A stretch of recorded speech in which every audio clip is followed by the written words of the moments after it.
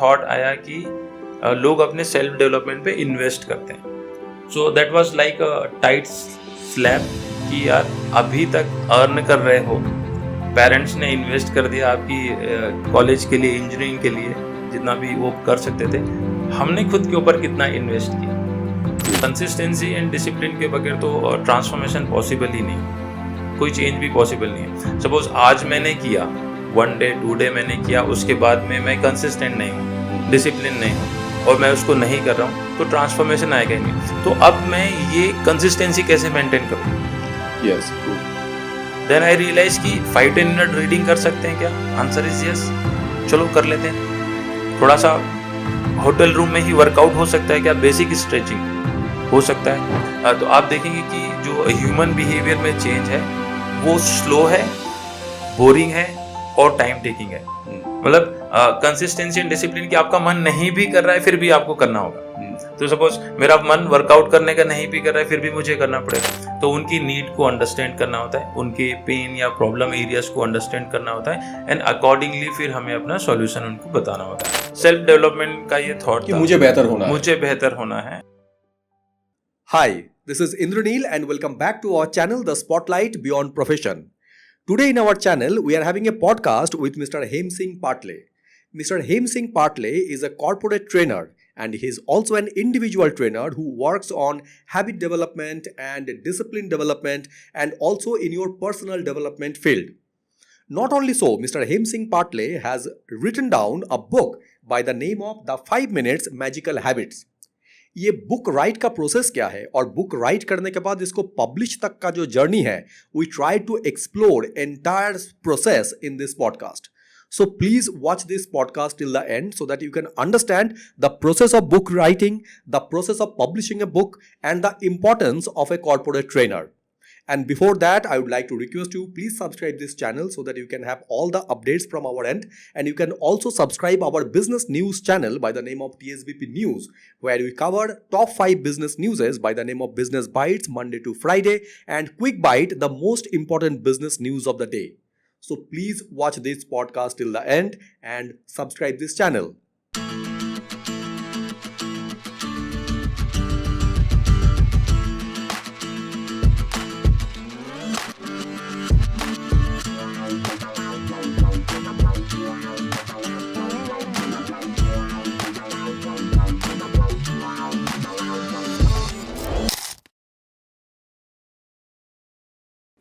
So first of all, thank you very much for giving us your time and welcome to our show. The show called The Spotlight is a channel and the show we called it The Spotlight Beyond Profession.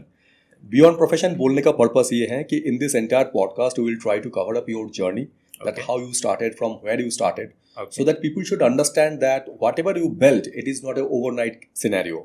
Yeah. You had a lot of work before and that is the reason today we are here and we are covering it. In this entire podcast, हमारे जो podcast होते हैं, it is unfiltered, uncensored. So whatever you feel, you can say. Yeah. And कुछ भी अगर ऐसा कोई मैं सवाल करूं जिसका आप जवाब नहीं देना चाहेंगे, you can directly say no. There is nothing like avoiding because it completely unfiltered and uncensored है. So before we deep dive into the podcast, first of all, just give a short brief that from where you started and what is your base. बाकी तो हम journey के बारे में आगे discuss करेंगे, but एक बार अपना बेस और एक बार आपका इनिशियल स्टेज के बारे में बात करें. Initial stage means your childhood I am talking about. So first we start from there and then slowly we will go ahead. So please talk about your childhood and from where you started your journey. So first of all, thank you so much for inviting me in your podcast. So I come from a place named Balaghat, जो कि MP में Jabalpur reason में है. तो वहीं से मैंने अपनी स्कूलिंग्स कंप्लीट की. हिंदी मीडियम में मैंने स्कूलिंग किया. तो मेरे फादर गवर्नमेंट सर्विस से रिटायर है, फॉरेस्ट में वो वर्क करते थे. तो फैमिली में ये था कि पिताजी जॉब में होते थे और मॉम और हम 4 ब्रदर 1 सिस्टर. तो हम मॉम की हेल्प करते थे कि हमारे यहाँ कुछ एनिमल्स थे, गाय थी, भैंस थी. तो जो मिल्क की प्रोसेस है, मिल्क एक्सट्रैक्ट करना और घर घर जाके मिल्क डिस्ट्रीब्यूट करना. तो स्कूल के दिनों में यदि मैं बोलूँ 9-10th तक, तो स्कूल जाने से पहले हम घर के ये काम करते थे, माता जी की हेल्प करते थे इस काम में. स्कूल से आने के बाद में भी हाउस होल्ड वर्क में ये हेल्प हो जाती थी। कई बार हमने जो उपले हैं, जो जिसको कंडे भी बोला जाता है, यस, तो वो भी बनाया है मैंने, मेरे ब्रदर ने। तो ये चाइल्डहुड में ही हमारा चल रहा था, स्कूलिंग के साथ में चल रहा था। 10th में ट्रांसफ़र हो गया पिताजी का, फिर दूसरे स्कूल में एडमिशन लिया। तो अप टू 12th बालाघाट में ही था मैं। ओके, और जब मैंने 12th के साथ इंजीनियरिंग की एग्ज़ाम दिया तो मेरे बहुत अच्छे मार्क्स नहीं आए। तो फिर फैमिली मेम्बर्स ने बोला कि चलो तैयारी कर लो, एक बार ब्रेक ले लो। फाइनेंशियली उतना बहुत अच्छा नहीं था, बट मैं स्टडी में बहुत अच्छा रहा। स्कूलिंग में 10th में 12th में like first position district level पे होती थी मेरी। तो फैमिली ने डिसाइड किया कि नहीं, ये पढ़ाई में अच्छा है तो तुम इंजीनियरिंग की तैयारी करने चले जाओ। तो फर्स्ट टाइम मैं इंदौर आया 2000 में। 1 साल तक मैंने यहाँ रह के इंजीनियरिंग की तैयारी की। उसके बाद में मैंने ग्वालियर में MITS कॉलेज है, Madhav institute of technology and science, तो वहाँ मैंने एडमिशन लिया BE मैकेनिकल में। तो 2002 से 2006 तक तो मेरी इंजीनियरिंग चलती रही। फर्स्ट ग्वालियर में? ईयर ग्वालियर में। ओके, फर्स्ट ईयर थोड़े से चैलेंजिंग होते हैं, तो चूँकि हिंदी मीडियम से था तो मेरे लिए भी बहुत चैलेंजिंग था। और हॉस्टलर होने के कारण फर्स्ट बेंच में बैठना होता था। ओके, एक इनफॉर्मल रूल्स अच्छा। कह सकते हैं, नॉर्म्स कह सकते हैं, इनफॉर्मल कॉलेज की तरफ से यस नहीं। Yes, understand. तो वो भी एक टफ टाइम था कि फैकल्टी सामने हैं, मुझे इंग्लिश उतनी अच्छी आती नहीं, बट बैठ गए तो बैठ गए। First year, second year, third year चलती गई, जर्नी चलती गई। थोड़ा मैंने अपने आप को इम्प्रूव भी किया, लैंग्वेज वाइज इम्प्रूव किया। एंड फोर्थ ईयर आया, I got one job. Fortunately I got 2 job. एक मुझे JP सीमेंट में जॉब मिला। और ये रीवा क्या में। कैंपसिंग के थ्रू ही ये होता है? कैंपस के थ्रू हुआ था। Okay. JP सीमेंट रीवा में, और सेकंड जॉब गजरा गियर्स देवास में। ओके, तो 2000 में मैं इंदौर आया तैयारी करने के लिए, और वापस 2006 में मुझे फर्स्ट जॉब मिला देवास में। ओके, तो वापस मैं इंदौर आ गया 4 साल बाद। तो फिर मैंने अपना फर्स्ट जॉब देवास से स्टार्ट किया, 1 ईयर कंप्लीट किया, और उसके बाद में आई वेंट टू गुड़गांव। मैंने जॉब चेंज कर लिया, तो 2007 में मैं गुड़गांव चला गया।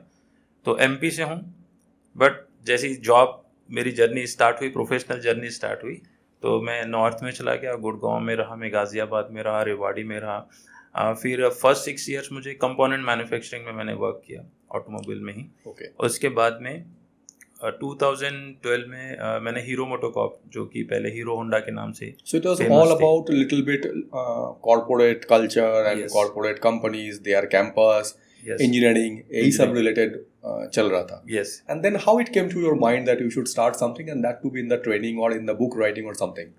सो ऐसा पहले कुछ भी नहीं प्लान था, या मैं बोलूँ कि मैंने प्लानिंग की या मेरे विजन में था, ऐसा पहले से कुछ भी फिक्स नहीं था। मैंने हीरो मोटोकॉर्प में R&D में ज्वाइन किया। तो एक बड़ी अच्छी बात होती है कि मैकेनिकल ग्रेजुएट हो आप, Yes. और एक इतनी बड़ी कंपनी में number 1 in automobile sales, specially in 2 wheeler. तो वहाँ मैं R&D में वर्क कर रहा था, सब कुछ अच्छा चल रहा था, 5 day working. But one day ये फील हुआ कि यार जॉब अच्छा है, सैलरी अच्छी है, बट स्टिल कहीं ना कहीं फियर है स्पीकिंग को लेके।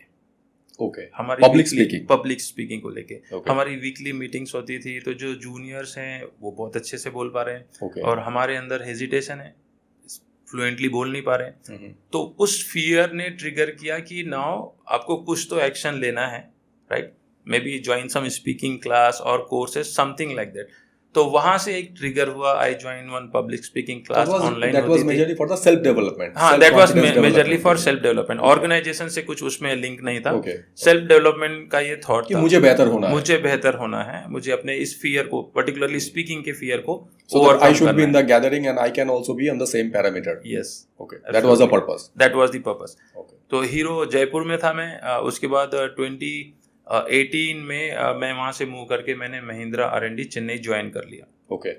So that was the toughest decision मैं कह सकता हूँ मेरी लाइफ का, क्योंकि MP हिंदी मीडियम, फिर नॉर्थ साइड, और वहाँ से सडनली साउथ में चले जाना, तो ये भी कभी हमने डिसाइड नहीं किया था।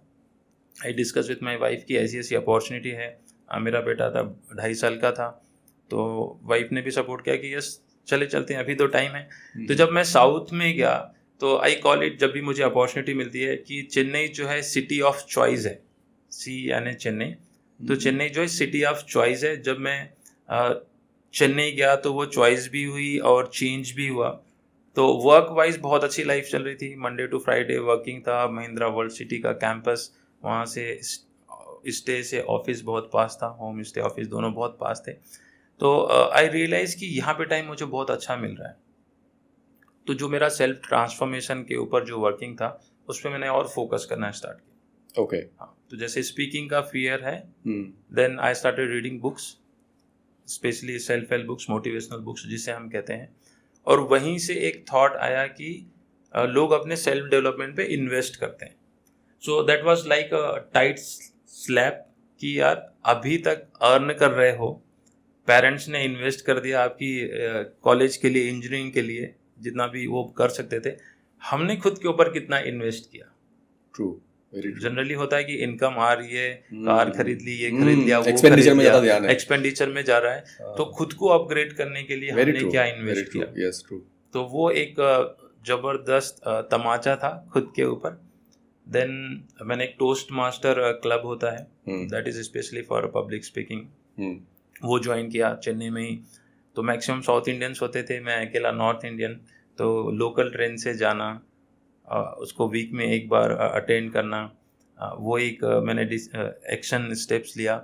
एक सेकेंड स्टेप्स ये था कि मुझे एक प्रोग्राम होता है सक्सेस ज्ञान का, जनरली 3 days के प्रोग्राम होते हैं।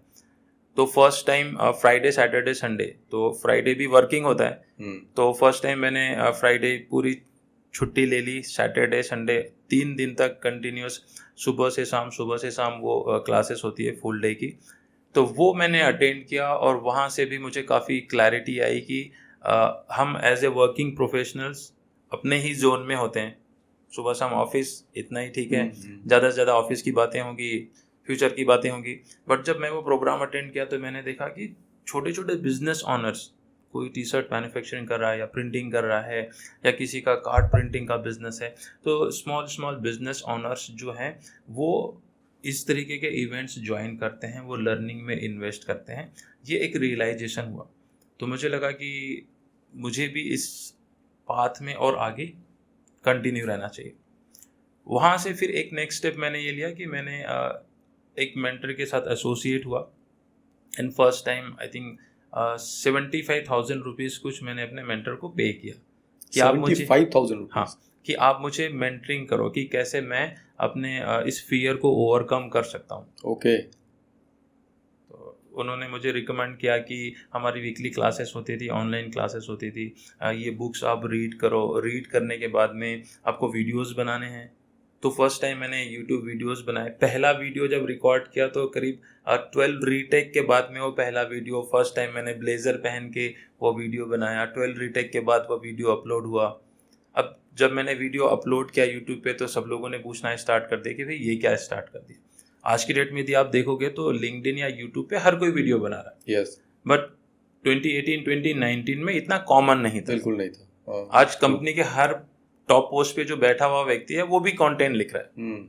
उस समय इतना कॉमन नहीं था। तो I started video making. Week में 2 वीडियोस बनाने होते थे मुझे। That was a part of your that learning. हाँ, that was the part of my Okay. Learning, जो मेंटर ने मुझे बताया था। तो मैंने वीडियोस बनाने स्टार्ट किए, कंटेंट राइटिंग करना स्टार्ट किया।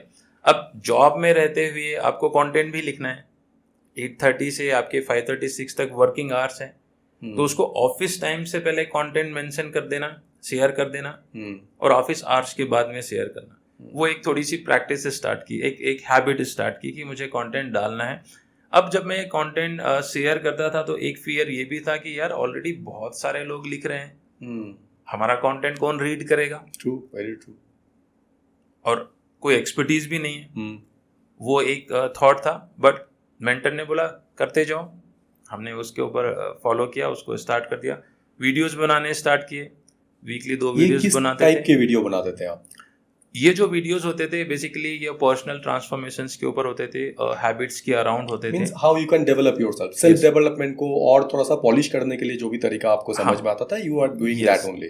तो जैसे मैंने कोई बुक रीड की और उस बुक को रीड करने के बाद वहां से मैंने कुछ कॉन्सेप्ट इम्प्लीमेंट किया जो मुझे अच्छा लगा, जो आपको भी बेनिफिट किया, मुझे बेनिफिट भी मिला। और so मुझे you अच्छा are भी लगा। sharing that in that yes, way. I was sharing with other people. And how long you were making that video?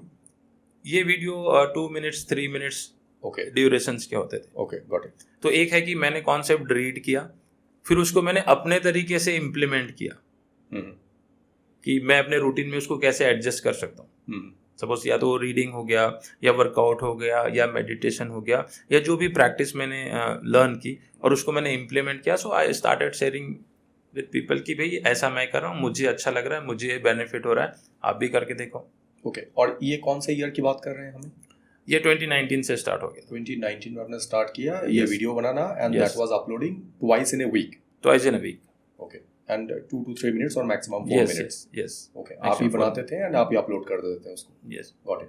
Then फिर उसके बाद में यही जर्नी आगे अनफोल्ड होते चली गई। एक बुक है जिसका नाम है इकिगाई, यदि आपने रीड की होगी Yes, तो, yes, है ना? तो मैक्सिमम लोग उस बुक को रीड करते हैं, यस, बट ब्यूटी है कि उस बुक में जो सर्कल्स हैं उसको भूल जाते हैं, वेरी ट्रू। राइट? वो एक Yes. बहुत अच्छी एक्टिविटी है। आप यदि इस पॉडकास्ट के बाद आप उस सर्कल को देखेंगे तो ऐसा हुआ कि I was travelling from Chennai to Mumbai, मैं ऑफिस के काम से जा रहा था। तो मैंने एक चीज़ ये लर्न की थी कि माइंड के लिए फूड क्या है? रीडिंग, यस, थॉट्स, रीडिंग, और स्टमक के लिए है जो भी हम ईटिंग करते हैं, या वाटर है। तो एक चीज़ ये स्टार्ट की कि जब भी मैं ट्रेवल करूँगा मेरे पास बुक होनी चाहिए। अभी भी मेरे बैग में बुक है, तो एक बुक होनी चाहिए और पानी बॉटल होना चाहिए। Okay, right? तो मैं ट्रेवल कर रहा था चेन्नई से मुंबई, मैंने इकिगाई बुक में रीड कर रहा था। अब फ्लाइट आवर्स है 2.5 आवर्स का है चेन्नई टू मुंबई। अब कुछ कर नहीं सकते, अब 2.5 घंटे तो आपको फ्लाइट में बैठना ही है, आपके पास कोई ऑप्शन नहीं है। तो उसमें सर्कल्स दिए हुए हैं, तो मैंने उसको ड्रॉ करना स्टार्ट किया। सर्कल 1 2 3 4 इस तरीके से। सर्कल 1 में जो थॉट्स लिखा हुआ है, तो मैंने उसको डीप डाइव किया कि मैं क्या हूँ, क्या कर रहा हूँ। सर्कल 2 में वो मैंने किया। वो सब एक्टिविटी करते करते कुछ चीज़ें मुझे कॉमन लगी कि मुझे तो रीडिंग राइटिंग अच्छा लगता है। स्कूलिंग में भी मैंने अच्छे से किया हुआ है। मेरे टाइम पे क्लास 6 से ABCD पढ़ाई जाती थी। क्लास 6 से उस समय। तो उस समय जब फैकल्टी नहीं आते थे, टीचर नहीं आते थे, तो as a monitor, class monitor मैं पढ़ा देता था। तो मैंने देखा यार मेरे इसमें तो कहीं ना कहीं ये एजुकेशन वाला तो कनेक्शन ही दिख रहा है। मुझे रीड करना अच्छा लगता है, मुझे राइट करना अच्छा लगता है, और मैं इसमें काफ़ी इंटरेस्टेड भी हूँ। तो वही चीज़ें फिर मैंने सोचा कि इसी को और हम कंटिन्यू करते हैं। ओके, रीडिंग राइटिंग को और आगे तक लेके जाते हैं। जो हम इम्प्लीमेंट कर रहे हैं, जो छोटी छोटी प्रैक्टिसेस हम इम्प्लीमेंट कर रहे हैं, उसी को शेयर करना स्टार्ट करते हैं। क्योंकि कोई ना कोई तो ऐसे होगा जो हमारे थॉट से भी कनेक्ट करेगा। True, yes. तो वही जर्नी आगे कंटिन्यू होते चलेगी। फिर मैंने जनवरी 2020 में पहला वर्कशॉप किया इन चेन्नई। मेरे मेंटर ने कहा कि अब जो सीखा है वो सिखा दो। ओके, तो उसको ट्रेनिंग कोचिंग लाइन में POC बोलते हैं, प्रूफ ऑफ कॉन्सेप्ट। ओके, तो सोचो कि मैं जॉब में हूँ, मेरा नेटवर्क उतना वाइड नहीं है, तो 10-15 मेंबर्स को कलेक्ट करना, एक होटल में लेके जाना, 2 to 3 आवर्स का वर्कशॉप करना। तो मैंने वो वर्कशॉप किया, उसकी मैंने अच्छे से प्रिपरेशन की कि यदि मुझे 2 आवर्स 3 आवर्स ये करना है तो मैं अपने एक फ्रेंड को ऑनलाइन जूम पे बुलाया, उसको मैंने एक्सप्लेन करना स्टार्ट किया, और वो बहुत अच्छा डिस्कशन रहा। फिर उसके बाद मैंने वर्कशॉप कर लिया। तो जब मैंने वर्कशॉप के लिए इनवाइट किया तो एक कॉलेज के 3-4 फैकल्टी मेंबर्स आ गए थे, विद्यासागर विमेंस कॉलेज जो चेंगलपेट में, हाँ चेन्नई में। ओके, हाँ, तो वहाँ की फैकल्टीज आ गए, उन्होंने बोला सर हम और लोगों को ला सकते हैं। तो मेरे लिए अच्छी बात थी कि अरे आ जाओ आप, तो मेंबर तो चाहिए वहाँ पे। यस। तो अराउंड 14-15 मेंबर्स ने ज्वाइन किया वर्कशॉप। बहुत अच्छा वर्कशॉप था, इतना अच्छा था कि उस वर्कशॉप ने जो मेरा स्पीकिंग वाला फियर था वो खत्म हो गया। मेरी सेल्फ इमेज अप हुई, सेल्फ बिलीफ अप हुआ, और एक ये चीज़ तो हो गई कि ये मैंने पहले नहीं किया था, अब मैंने कर लिया, तो वो एक इंटरनल कॉन्फिडेंस बिल्ड हो गया। इससे एक चीज़ ये समझ में आता है और सीखने को भी आता है, दैट इज़ कि एक इंडिविजुअल मेंटर कितना डिफरेंस आपके अंदर क्रिएट कर सकता है। So if someone is there with you who can guide you properly, because हर किसी इंसान का कुछ ना कुछ खामियां होता है या कुछ ना कुछ डर होता है अंदर। अगर वो कोई एक इंसान आपको प्रॉपर गाइड करके उस डर को एक बार निकाल दें तो इंसान इंडिविजुअली बहुत कुछ आगे और कर सकता है, लेकिन वो जब तक नहीं निकलेगा तब तक वो दबा हुआ ही रहता है। So your mentor played a major role in to this कि आप कैसे इसको डेवलप कर सकें, सो दैट आप एक जो खुद ही बात करने के लिए डर रहे थे अपने सर्कल में, वो खुद सेमिनार ऑर्गेनाइज कर रहे हैं, and then they are convincing to the people who you even don't know before that day. So it was एक ट्रांसफॉर्मेशन था। ट्रांसफॉर्मेशन था, तो कंप्लीटली ये ट्रांसफॉर्मेशन। मेंटरशिप ने ये टोटल चीज़ों को करने के लिए हेल्प किया, कि कुछ और भी आपके अंदर था जो आपको लगा कि this is something which is additional that I want to do? आपने बोला कि मेंटर के कारण ट्रांसफॉर्मेशन आया, बिल्कुल सही है। और यू नीड समवन जिसके साथ आप शेयर कर सकते हो कि ये मेरे लिमिटेशन है या मेरे चैलेंजेस है या मैं ये नहीं कर पा रहा हूँ। और फिर जब आप आपके साथ मेंटर होते हैं तो एक चीज़ ये होती है कि आपको कहीं ना कहीं अपने आप को सरेंडर भी करना होता है। ट्रू। जैसे डॉक्टर के पास जाते हो तो डॉक्टर ने बोला आपको ये मेडिसिन लेनी है तो लेनी है, आप उसमें रिसर्च नहीं करते कि सच में ये केमिकल है भी या नहीं, या डॉक्टर साहब की डिग्री सही है या नहीं। अब आप एक फेथ के साथ जाते हो। तो सेम चीज़ ये था कि भाई अब मेंटर ने बोला है करना है तो करना है, उसमें कोई सेकेंड थॉट नहीं। तो यस, मेंटर का होना बहुत जरूरी है, गाइड का होना बहुत जरूरी है, अदरवाइज हम सभी लोग री इन्वेंटिंग द व्हील करते रह जाएंगे। तो उन्होंने बोला कि आप वर्कशॉप करो, तो यस आई डिड दैट। मतलब जो काम आपने 6 महीने में शायद कर लिए होंगे या Yes. 3 महीने में कर लिए होंगे, अगर वो खुद कोशिश करते तो 2 साल लग जाते हैं। यस, क्योंकि आपको भी टाइम कंस्ट्रेंट है, बिल्कुल। कब टाइम निकल रहा है तभी कर पाऊंगा। यहाँ पे एक दबाव होता है कि आपको Yes. करना है, जैसे आपको 2 वीडियो बनाना है, उन्होंने बताया आपको 2 वीडियो बनाना है, Yes. आप टाइम निकालना है। ऐसा नहीं कि मुझे Yes. जब टाइम मिलेगा तब करूंगा। तो ये 2 वीडियो बनने में फिर 15 दिन लग जाते हैं। Yes, so this is where it works. Then how that seminar goes and then जो विद्यासागर विमेंस कॉलेज के एचआर और फैकल्टीज आए थे, उन्होंने मुझे अपने कॉलेज में इनवाइट किया एक टॉक के लिए। And that was what kind of talk? वो जो टॉक था उसमें स्टूडेंट्स को मोटिवेट करना था, कंपनीज विजिट करने Okay. वाली थी, तो स्टूडेंट्स को मोटिवेट करना था। And that was one of the game changer in my life. जब मैं उस टॉक के लिए गया, मुझे भी थोड़ा सा फियर था कि मैं कैसे वहाँ बोलूँगा, कम्युनिकेट करूँगा। कंप्लीटली इंग्लिश में था, कॉलेज स्टूडेंट्स। बट जब मैंने वो टॉक दिया and it was a paid talk, उन्होंने मुझे जो पे किया, जो अमाउंट पे किया, उससे भी मुझे एक थॉट आया कि यस, इस तरीके की सर्विसेज की रिक्वायरमेंट होती है, right. And there is a source of earning that can be created. Source of earning है। सेकंड चीज कि आप जितना अपने थॉट्स के थ्रू, अपने एक्सपीरियंस के थ्रू दूसरों को इंस्पायर करते हो, मोटिवेट करते हो, तो वो बहुत अच्छी चीज़ है, उसका कोई सब्सटीट्यूट भी नहीं है। और मेरे पास तब 11-12 ईयर्स का कॉर्पोरेट एक्सपीरियंस आ भी चुका था, उससे ज़्यादा ही था।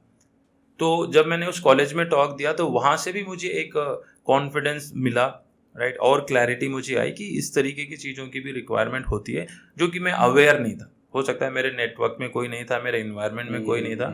तो वो चीज़ हुई। फिर उसके बाद में धीरे धीरे जैसा मेंटर ने मुझे गाइड किया, या और भी मैंने कुछ कोर्सेज ज्वाइन किए, मैं उसको फॉलो करता गया। तो वहाँ से एक चीज, मेंटर आपके साथ कितने दिन थे? आपके मेंटर मेरे साथ 1 ईयर तक के लिए थे। ओके। Yes yes.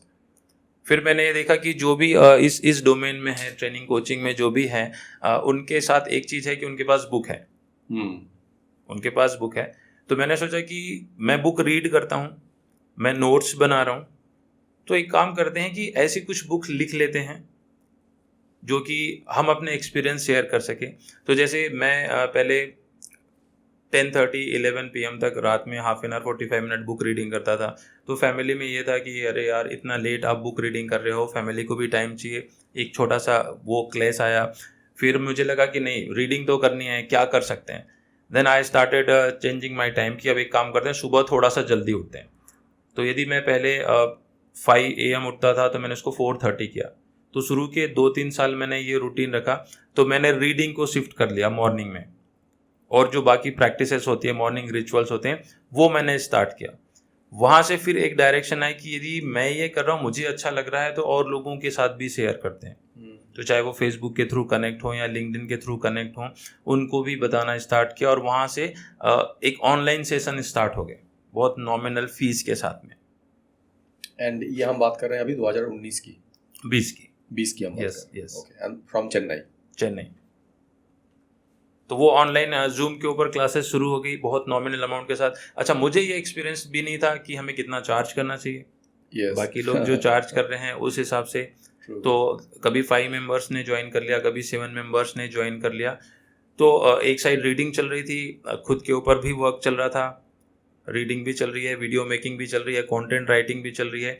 इसी बीच में मैंने कंपनीज में भी एवरी फ्राइडे, एक फ्राइडे मंत्रा मैगजीन चलता था, उसमें कंटेंट देना स्टार्ट कर दिया, लिखना स्टार्ट कर दिया। तो वो एक चीज़ और ऐड ऑन हो गई।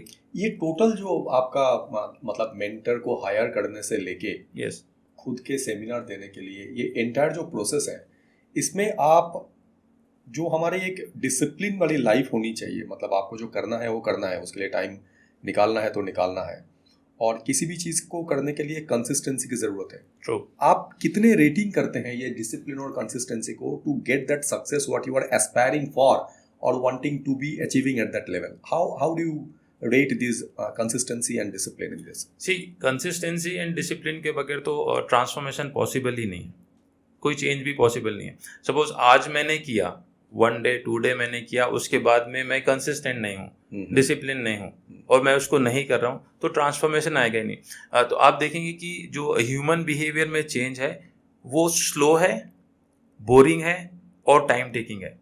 मतलब कंसिस्टेंसी एंड डिसिप्लिन कि आपका मन नहीं भी कर रहा है फिर भी आपको करना होगा। तो सपोज मेरा मन वर्कआउट करने का नहीं भी कर रहा है फिर भी मुझे करना पड़ेगा। मुझे गोल लिखना है, मन नहीं कर रहा है, अरे छोड़ो ना, इससे क्या होगा, बट आप इसकी मेंटल प्रोग्रामिंग तो होगी, इससे मेंटल प्रोग्रामिंग तो होगी। तो कंसिस्टेंसी एंड डिसिप्लिन ये तो 100% आपको मेंटेन करना है। बट इसमें एक चीज़ ये है कि हम इनकंसिस्टेंट भी हो जाएंगे, इनडिसिप्लिन भी हो जाएंगे, क्योंकि बहुत सारी प्रायोरिटीज़ है ना। यदि जॉब में है या बिजनेस में है तो आपकी फैमिली लाइफ है, बिजनेस लाइफ है, तो वो ब्रेक होना ही होना है। तो मैं ये सोचता हूँ कि उसमें हम वापस कैसे आ सकते हैं। तो जैसे 5 मिनट मैजिकल हैबिट है, तो उस समय मैंने देखा कि ये सारी चीज़ें मैं फॉलो कर रहा हूँ। अब मुझे ऑफिशियल ट्रिप पे जाना पड़ रहा है, मुझे यदि बेंगलोर जाना पड़ रहा है या मुझे गुड़गांव जाना पड़ रहा है या मुझे पुणे जाना पड़ रहा है, तो अब मैं ये कंसिस्टेंसी कैसे मेंटेन करूँ? Yes, true. Then I realise कि 5-10 मिनट रीडिंग कर सकते हैं क्या? आंसर इज यस, चलो कर लेते हैं।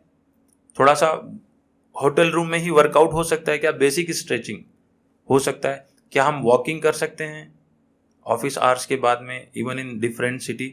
तो वहाँ से ये चीज़ क्लिक हुई कि ये कंसिस्टेंसी और डिसिप्लिन तो ये मेंटेन करना ही होगा। ब्रेक भी हो गया तो वापस इसको रीगेन करना है। इसका कोई पोजीशन चेंज हो जाए, सिचुएशन चेंज हो जाए, लोकेशन चेंज हो जाए, but if you need to do certain things you have to manage that, how you can do it, that is more important. Yes, to keep that consistency on, right, true. Then तो ये continue चलते रहा। फिर उसके बाद में मैंने book writing start कर दी। तो बुक राइटिंग आपने 2020 में शुरू किया था? 20 में मैंने स्टार्ट कर दिया। So you had any idea कि कैसे बुक राइटिंग होता है, how to make it editorial and how to that, how you get that information?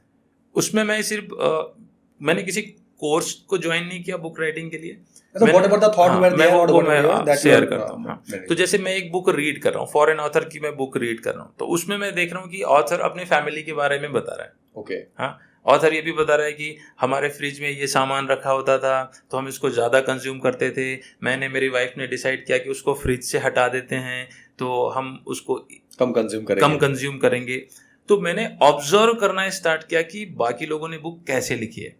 तो उस ऑब्जर्वेशन में ये पता चला कि हर बुक की स्टार्ट में एक स्टोरी होती है।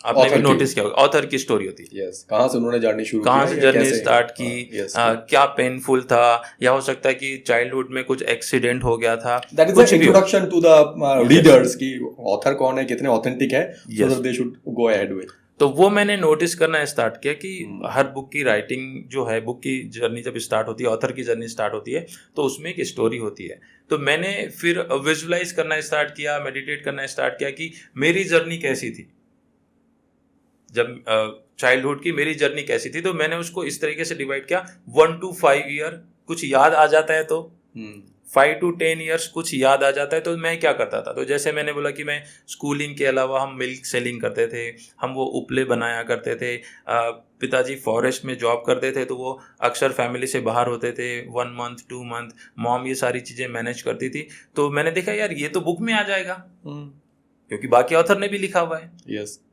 तो सेम पैटर्न मैंने स्टार्ट किया कि बुक की शुरुआत में ऑथर की जर्नी होती है, ट्रू स्टोरी, हाँ, रियल स्टोरी, उसमें कुछ मेकअप नहीं, उसमें कुछ आपने मॉडिफिकेशन नहीं करना है, जो स्टोरी है अपने शब्दों में आपने लिखना है, एडिटर का काम उसको एडिट करना है। तो इस तरीके से मैंने अपनी बुक राइटिंग स्टार्ट की और जो भी मैं बुक रीड करता था तो वहाँ से मैंने क्या रिफ्लेक्शन लिया, कौन सी चीज़ें इम्प्लीमेंट की अपने तरीके से, क्योंकि हर बुक से आप कुछ ना कुछ लर्न करते ही हैं।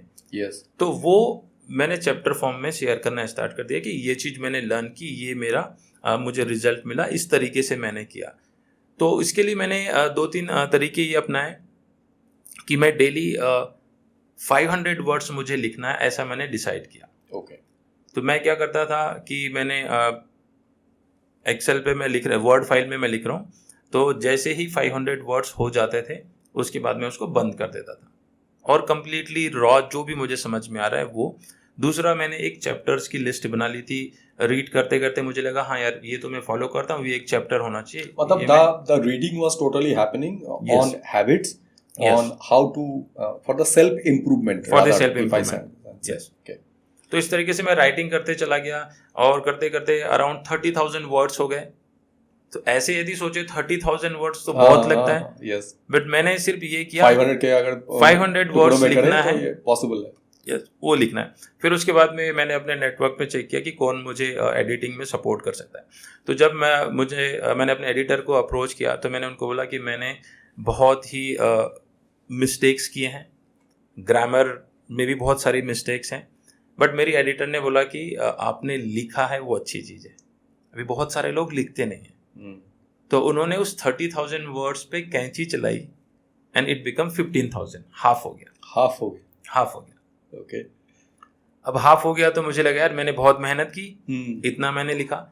तो उन्होंने तो कट कर दिया, मैं भी निराश हो गया कि इतना मैंने लिखा, ये कट कर दिया। बट बाद में वो रियलाइजेशन हुआ कि जब हम लिखते हैं तो बहुत बार हम रिपीट लिखते हैं। हो सकता है शुरू में जो लिखा वो बीच में भी रिपीट कर दिया। ओके। या हमने जो लिखा है वो राइटिंग पॉइंट ऑफ व्यू से है, but reader point of view से वो चीज़ें चेंज हो जाएगी या एज इट इज़ नहीं आएगी। देन फिर एडिटर के साथ में मीटिंग स्टार्ट हुई, फिर मैंने कंटेंट और उसमें ऐड करना चालू किया, चैप्टर वाइज और ऐड करना चालू किया, और उसके बाद में बुक एक शेप में आ गई थी। और वो कितने वर्ड्स के थे लगभग जो फाइनल जो था वो 20,000 के अराउंड, 20,000 वर्ड्स के करीब। 20,000। ओके। हाँ। और ये हमने कौन से साल में खत्म कर दिया लिख के? ये हमने 2020 में ही खत्म कर दिया था। 2020 में रिटर्न पूरा कंप्लीट हो गया? यस, रिटर्न पूरा कंप्लीट हो गया था। देन ठीक है, तो ये रिटर्न पूरा कंप्लीट हो गया। और जब मैं लिख रहा था तो मेरा थॉट प्रोसेस सिर्फ ये था कि जिन लोगों को रीडिंग हैबिट नहीं है उन्हीं के लिए ये बुक है। मतलब इतना सरल, इसको इजी बनाना है कि anyone can understand that what is the subject line, क्या लिखा हुआ है और वो मेरे लिए कितना इंपॉर्टेंट हो सकता है। That is the purpose of writing. Okay, true. तो इस तरीके से बुक बन गई। अब बुक बन गई, अच्छी बात है, बुक तो फॉर्म हो गया। फिर हमने पब्लिशर के डिटेल्स भी निकाल ली, उनसे कमर्शियल्स भी पता कर लिया। बट चैलेंज ये आ रहा था कि चेन्नई में रह के ये सारी चीज़ें कैसे आगे ग्रो होगी। फिर मुझे लगा कि नहीं, वापस नॉर्थ इंडिया में चलना चाहिए। तो मैंने हीरो से महिंद्रा ज्वाइन किया था, तो मैं वापस फिर महिंद्रा से हीरो चला गया। ओके। हाँ, वापस में रिवर्स ऑस्मोसिस हो गया, वापस में चला गया। ठीक है, तब तक बुक सॉफ्ट फॉर्म में तो पूरी रेडी हो गई, कमर्शियल्स हमने पब्लिशर से ले लिए। अब बात ये आई कि इसको लॉन्च करना है। आई थिंक 2021 की बात है, मुझे अप्रैल में इसको लॉन्च करना था। सब कुछ रेडी हो गया। क्या हम यहाँ पे 2 मिनट रुक के ये समझ सकते हैं कि ये बुक रीडिंग से लेके बुक प्रिंटिंग तक का क्या प्रोसेस होता है, एंड पब्लिशिंग और मार्केटिंग का हम नेक्स्ट स्टेप में समझेंगे। क्या आप थोड़ा सा डिटेल में बता सकते हैं कि राइटिंग से लेके प्रिंट फॉर्मेट तक आने के लिए what are the steps, how anyone can approach, whom to approach if I had written some words, 20,000 words अगर मैंने लिख के रखे हैं, now if I think that I want to publish it in a book form, then what are the steps and whom to contact for that? Okay, तो suppose आपने 20,000 words लिखे हैं या आपने कुछ लिखा हुआ है, तो वो आपका एक रॉ मैन्युस्क्रिप्ट है। यस, है ना, आपको जो समझ में आ रहा था आपने अपनी लाइफ जर्नी के अकॉर्डिंग लिख लिया। Now you need someone who is good in editing. Okay, जिन्होंने बुक राइटिंग पहले की हुई है या जो एडिटिंग में आपको सपोर्ट कर सकते हैं। अब आप जब उनको अप्रोच करेंगे तो आपकी मैन्युस्क्रिप्ट को वो पूरा रीड करेंगे, चैप्टर फॉर्मेशन में आपको सपोर्ट करेंगे, चैप्टर आपकी स्टोरी हो जाएगी, उसके बाद में चैप्टर्स फॉर्म होने स्टार्ट हो जाएंगे, चैप्टर 1 से लेके जो भी है, तो आपकी पूरी बुक को वो चैप्टर में सेग्रीगेट कर देंगे, उसको डिवाइड कर देंगे। हाउ मच इट कॉस्ट ये टोटल एडिटिंग के लिए? ये वेरी करती है कि आपने कितना वर्ड्स लिखा हुआ है, कितना उसमें वर्क इन्वॉल्व है, कितना मेन आवर्स लगेगा। मैं एक रेंज पूछ रहा हूँ कि कहाँ से। It can be like 35,000 to 45,000 rupees. Okay, इसमें आपका टोटल कट छट कैंची चल जाएगा। Yes yes, and then the gist will come, बिल्कुल, जो प्रिंटेबल में जा सकता है। प्रिंटेबल में it will cost around 35,000 to 45,000। Yes yes. तो जैसे एडिटिंग हो गई, एडिटिंग के बाद में आपका पेज सेटिंग हो गया बुक का, फिर उसके बाद में प्रूफ रीडिंग हो जाएगा। प्रूफ रीडिंग एक बहुत इंपॉर्टेंट प्रोसेस है। तो प्रूफ रीडिंग क्या ये इसी प्रोसेस में इसी include है? प्रोसेस में इंक्लूड है। Okay. तो आपकी बुक है, आपने लिख ली, आपके हिसाब से बहुत अच्छी है Obviously. है ना, आपने लिखी तो बहुत अच्छी होगी, हाँ। राइट। बट जो प्रूफ रीडिंग करेगा वो आपको नहीं जानता, हाँ। तो वो अननोन पर्सन आपकी बुक रीड करेगा और एक या दो व्यक्ति रीड करेंगे and then they will share their feedback कि ये बुक कैसी लगी, कितनी इंस्पायरिंग है, क्या मैसेज मिला, बोरिंग तो नहीं है, कहाँ पर बोरिंग है, कहाँ पर रिपीटेटिव है, या ये वाला पॉइंट तो मुझे बहुत इंस्पायरिंग लगा और इट लुक्स लाइक कि इस बुक में मेरी जर्नी है, कनेक्ट फील हुआ। तो ये वो फीडबैक है जो कि आपको बुक लॉन्च से पहले मिल जाता है। इसका मतलब ये है कि एक एडिटिंग एक पोर्शन है Yes. जो एडिटर ने मदद किया कैंची चलाने के लिए और एक जिस फॉर्म क्रिएट करने के लिए। Yes. उसके बाद का स्टेप होता है प्रूफ रीडिंग। उसके बाद का ये दोनों अलग अलग इंडिविजुअल्स होते हैं, अलग अलग इंडिविजुअल्स। ओके। तो proof reading can be multiple people as well. Yes. Okay. इनके लिए भी कुछ पैसा पे करना पड़ता है? अब उसी में इंक्लूड हो सकता है। हाँ, ओके। कई बार इसमें लोग मिस्टेक क्या करते हैं कि भाई मेरे नेटवर्क में जो XYZ हैं मैं उनको दे दूंगा, बट तो वो प्रोफेशनल अप्रोच नहीं हो पाता है। प्रोफेशनल अप्रोच नहीं होता। दूसरी चीज है कि वो आपको डायरेक्टली जानते हैं, तो वो आपको एक बुरा बोलने के लिए है, सोचेंगे एक चार बार। बिलीफ पहले से है उनके माइंड में आपको लेके। अब जब वो प्रूफ रीड करेंगे तो वो सारी चीजें उससे कनेक्ट होते जाएगी। Yes, true, right. तो यहाँ पर आप किसी प्रोफेशनल्स को ही अप्रोच करें, अननोन व्यक्ति को अप्रोच करें, या जो इस डोमेन में काम कर रहा है बट आपके साथ पहले से कनेक्ट नहीं है, तो वो आपको बहुत अच्छा क्लियर फीडबैक, जेन्युइन फीडबैक मिलेगा। You will get the genuine feedback. Okay, ठीक है। तो ये हो गया। इसके बाद में आपका पेज सेटिंग हो गया, चैप्टर फॉर्मेशन हो गया।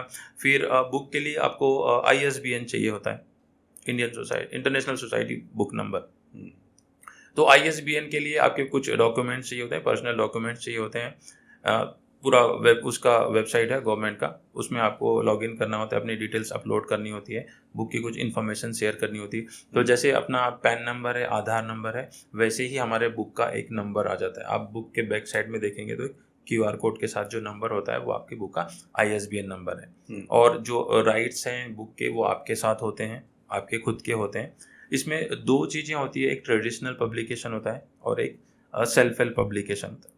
तो पहले मैं ये थोड़ा सा और ये बता देता हूँ कि ISBN जैसे नंबर आ गया आपका, उसके बाद में आपने कवर डिजाइन स्टार्ट किया, front cover, back cover. Okay, that is the part of designing, that is the part of designing. Yes. वो हो गया। बुक का टाइटल आपने सिलेक्ट किया, टाइटल आपका, सब टाइटल आपने सिलेक्ट करने में भी एडिटर मदद करते होंगे।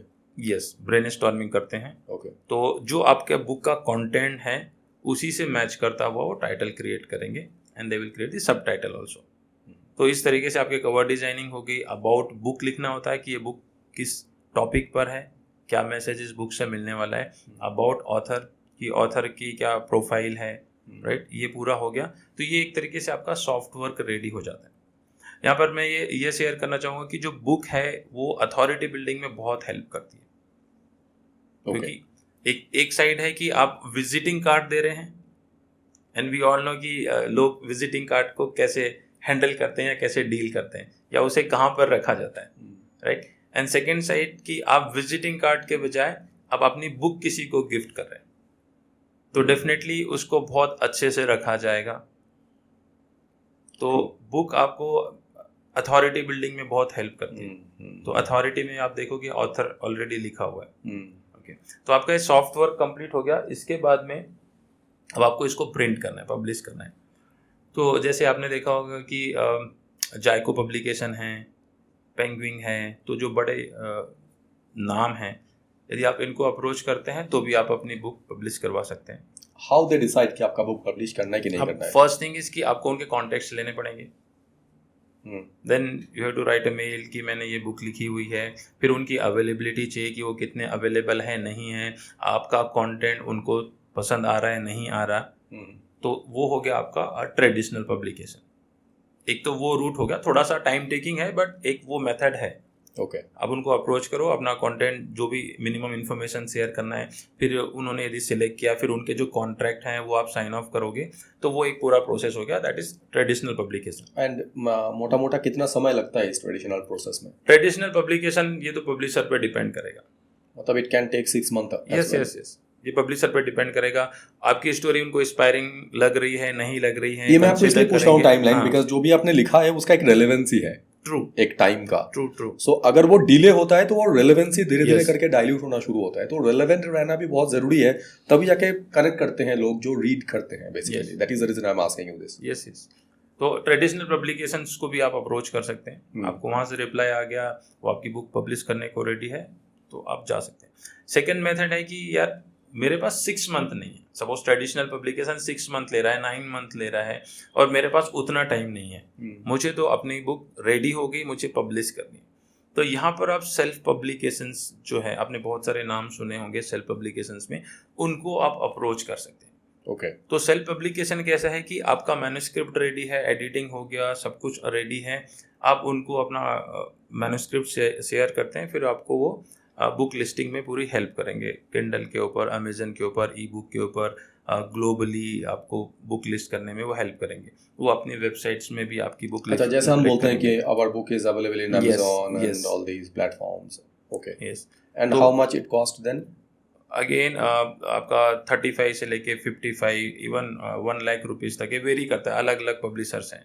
Okay. Self And अगर जब publications ट्रेडिशनल रूट पे जाते हैं तो उसका क्या कॉस्टिंग आता है? ट्रेडिशनल का चूंकि हमने तो डायरेक्टली करवाया नहीं है, तो एग्जैक्ट फिगर मुझे उसका आइडिया नहीं है। कुछ भी अंदाजा दे सकते हैं कितना लगता अंदाजा होगा? तो 4-5 लाख रुपए मुझे ऐसा लगता है, मतलब इससे 3-4 गुना कई ज्यादा कई है। गुना जाता है, कई गुना जाता है, Got it. And क्योंकि वो then- इजीली हर टाइटल को वो पब्लिश भी नहीं करते। जो मेरे नेटवर्क में लोग हैं जिन्होंने उनको अप्रोच किया, तो वहां से मैं शेयर कर रहा हूँ कि एंड क्या यही रीजन है कि जो सेल्फ पब्लिकेशन का जो एक डोमेन क्रिएट हुआ है हाँ। वो इसी वजह से हुआ है? बिकॉज See, आप देखिए ना, आपकी बुक रेडी है ना, आप एक्साइटेड है, मुझे बुक लॉन्च करनी है, आपने सबको बता दिया अपने नेटवर्क मैंने book में, लिखा है। सोशल प्लेटफॉर्म पे आपने अपकमिंग ऑथर भी डाल दिया। अब सेल्फ पब्लिकेशन आपको बोल रहा है, सर मैं आपको 15 डेज में बुक रेडी करके दे दूंगा, लिस्ट करवा दूंगा। डेफिनेटली आप सेल्फ Okay. पब्लिकेशन के पास कॉस्टिंग जाएंगे, भी कम है, सो कॉस्टिंग भी कम है, सारे राइट्स आपके ही पास होते हैं। हाँ, बट एक पॉइंट ये है, चूंकि आप फर्स्ट टाइम लिख रहे हो, तो आपको ही अवेयरनेस क्रिएट करनी पड़ेगी to market the product. Market the product. Okay, got it. क्योंकि जो बड़े ऑथर्स They हैं, can help you in listing on different Yes. platforms, but you need to do your propaganda कि you have True. written down this book and this is the subject and this is the content that is available in this book, so Yeah. please go through. yes. Okay, तो आपको got it. उसको awareness में लेके आना, videos बनाना। तो ये आपने या किया उस training समय? में। ये हमने किया पूरा उस और ये आपने डिजिटली मीडिया में टोटल डिजिटली किया, लिंक्डइन के थ्रू किया, फेसबुक के थ्रू किया, Okay. यूट्यूब के और थ्रू किया। आपको कितना टाइम लगे ये पब्लिश करने में आपके बुक के?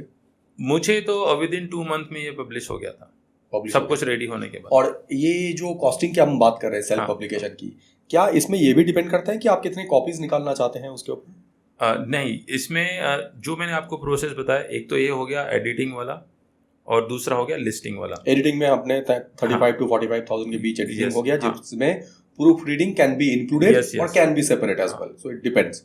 Got it. And then it goes to the self publication, जहां पे भी Self-publication. अराउंड 35 to 50,000 के बीच में खर्चे होते हैं, यस, जो आपको प्रॉपर गाइड करते हैं कि बिल्कुल। हाउ टू पब्लिश कैसे होगा, and they will be also helping you in listing the product in different digital platforms in Yes. Terms of e-commerce I am talking about, but the marketing and everything will be totally on the author who is doing it. They will Author not help scope in में। marketing. Yes. So this much I understood. And now now इस ये जो physical copy का है, तो 3 साल पहले तक तो ये होता था कि अमेजन के वेयर हाउस में फिजिकल कॉपीज रखी जाती थी।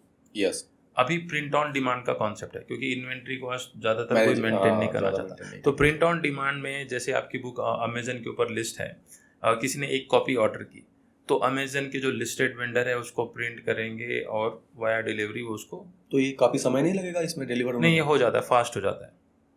यस, प्रिंट मतलब ऑन मान डिमांड लीजिए में। आपका बुक ने किसी ने, मैंने आपका बुक ऑर्डर किया है अमेजोन से, हाँ। आज के तारीख में तो सर क्विक कॉमर्स है, so Yes, everything yes, people fast हो want जाता in 15 minutes. So now if I order one book through Amazon platform of yours, then in how many days I will get that book at my place? 3 to 4 days में। तो ये 3 to 4 days में you mean to say कि once I place the order, हाँ। Amazon give it to the publications कि ये book print करना है, Yes. so they will print, they will do the cover and everything and they will deliver. Yes yes, तो उनके खुद के vendors होते हैं।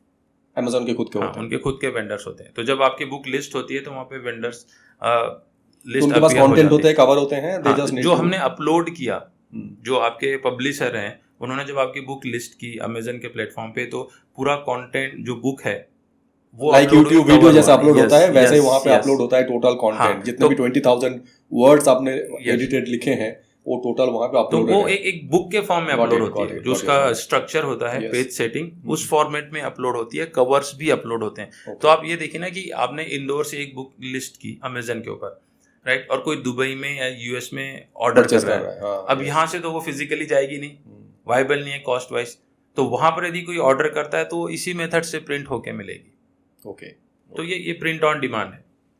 तो अभी जो जितने भी ये सेल्फ पब्लिकेशन की हम बात कर रहे हैं, ये print on demand print on demand. तो ये जो हमें बुक स्टोर में जो दिखता है कि टॉप सेलिंग प्रोडक्ट जो उनके फिजिकल कॉपीज रखे हुए होते हैं, like crossword and all these, so how this वो अलग है. आप वो यदि बुक देखेंगे जो क्रॉसवर्ड पे है या एयरपोर्ट पे है, वो ट्रेडिशनल पब्लिकेशंस के थ्रू होती है. तो उन्हीं की फिजिकल कॉपीज उन्हीं अवेलेबल हो की सकती है. होती सेल्फ है. पब्लिकेशन के फिजिकल कॉपीज हाँ, नहीं होते हैं ऐसे रखा सेल्फ हुआ. पब्लिकेशन की फिजिकल कॉपीज होगी, बट उसके लिए भी आपको एक एडिशनल अमाउंट पे करना पड़ेगा. सपोज यदि मैं चाहता हूँ कि मेरी बुक एयरपोर्ट पे रखी जाए, वहाँ पे बुक स्टोर्स में रखी जाए, तो जो भी एजेंसी उसमें डील करती है, मुझे उनको अप्रोच करना कि पड़ेगा. मेरे पास मेरा ये 10 कॉपीज Yes. मैं यहाँ पे रखवाना चाहता हूँ. तो उसके अपने चार्जेस होंगे.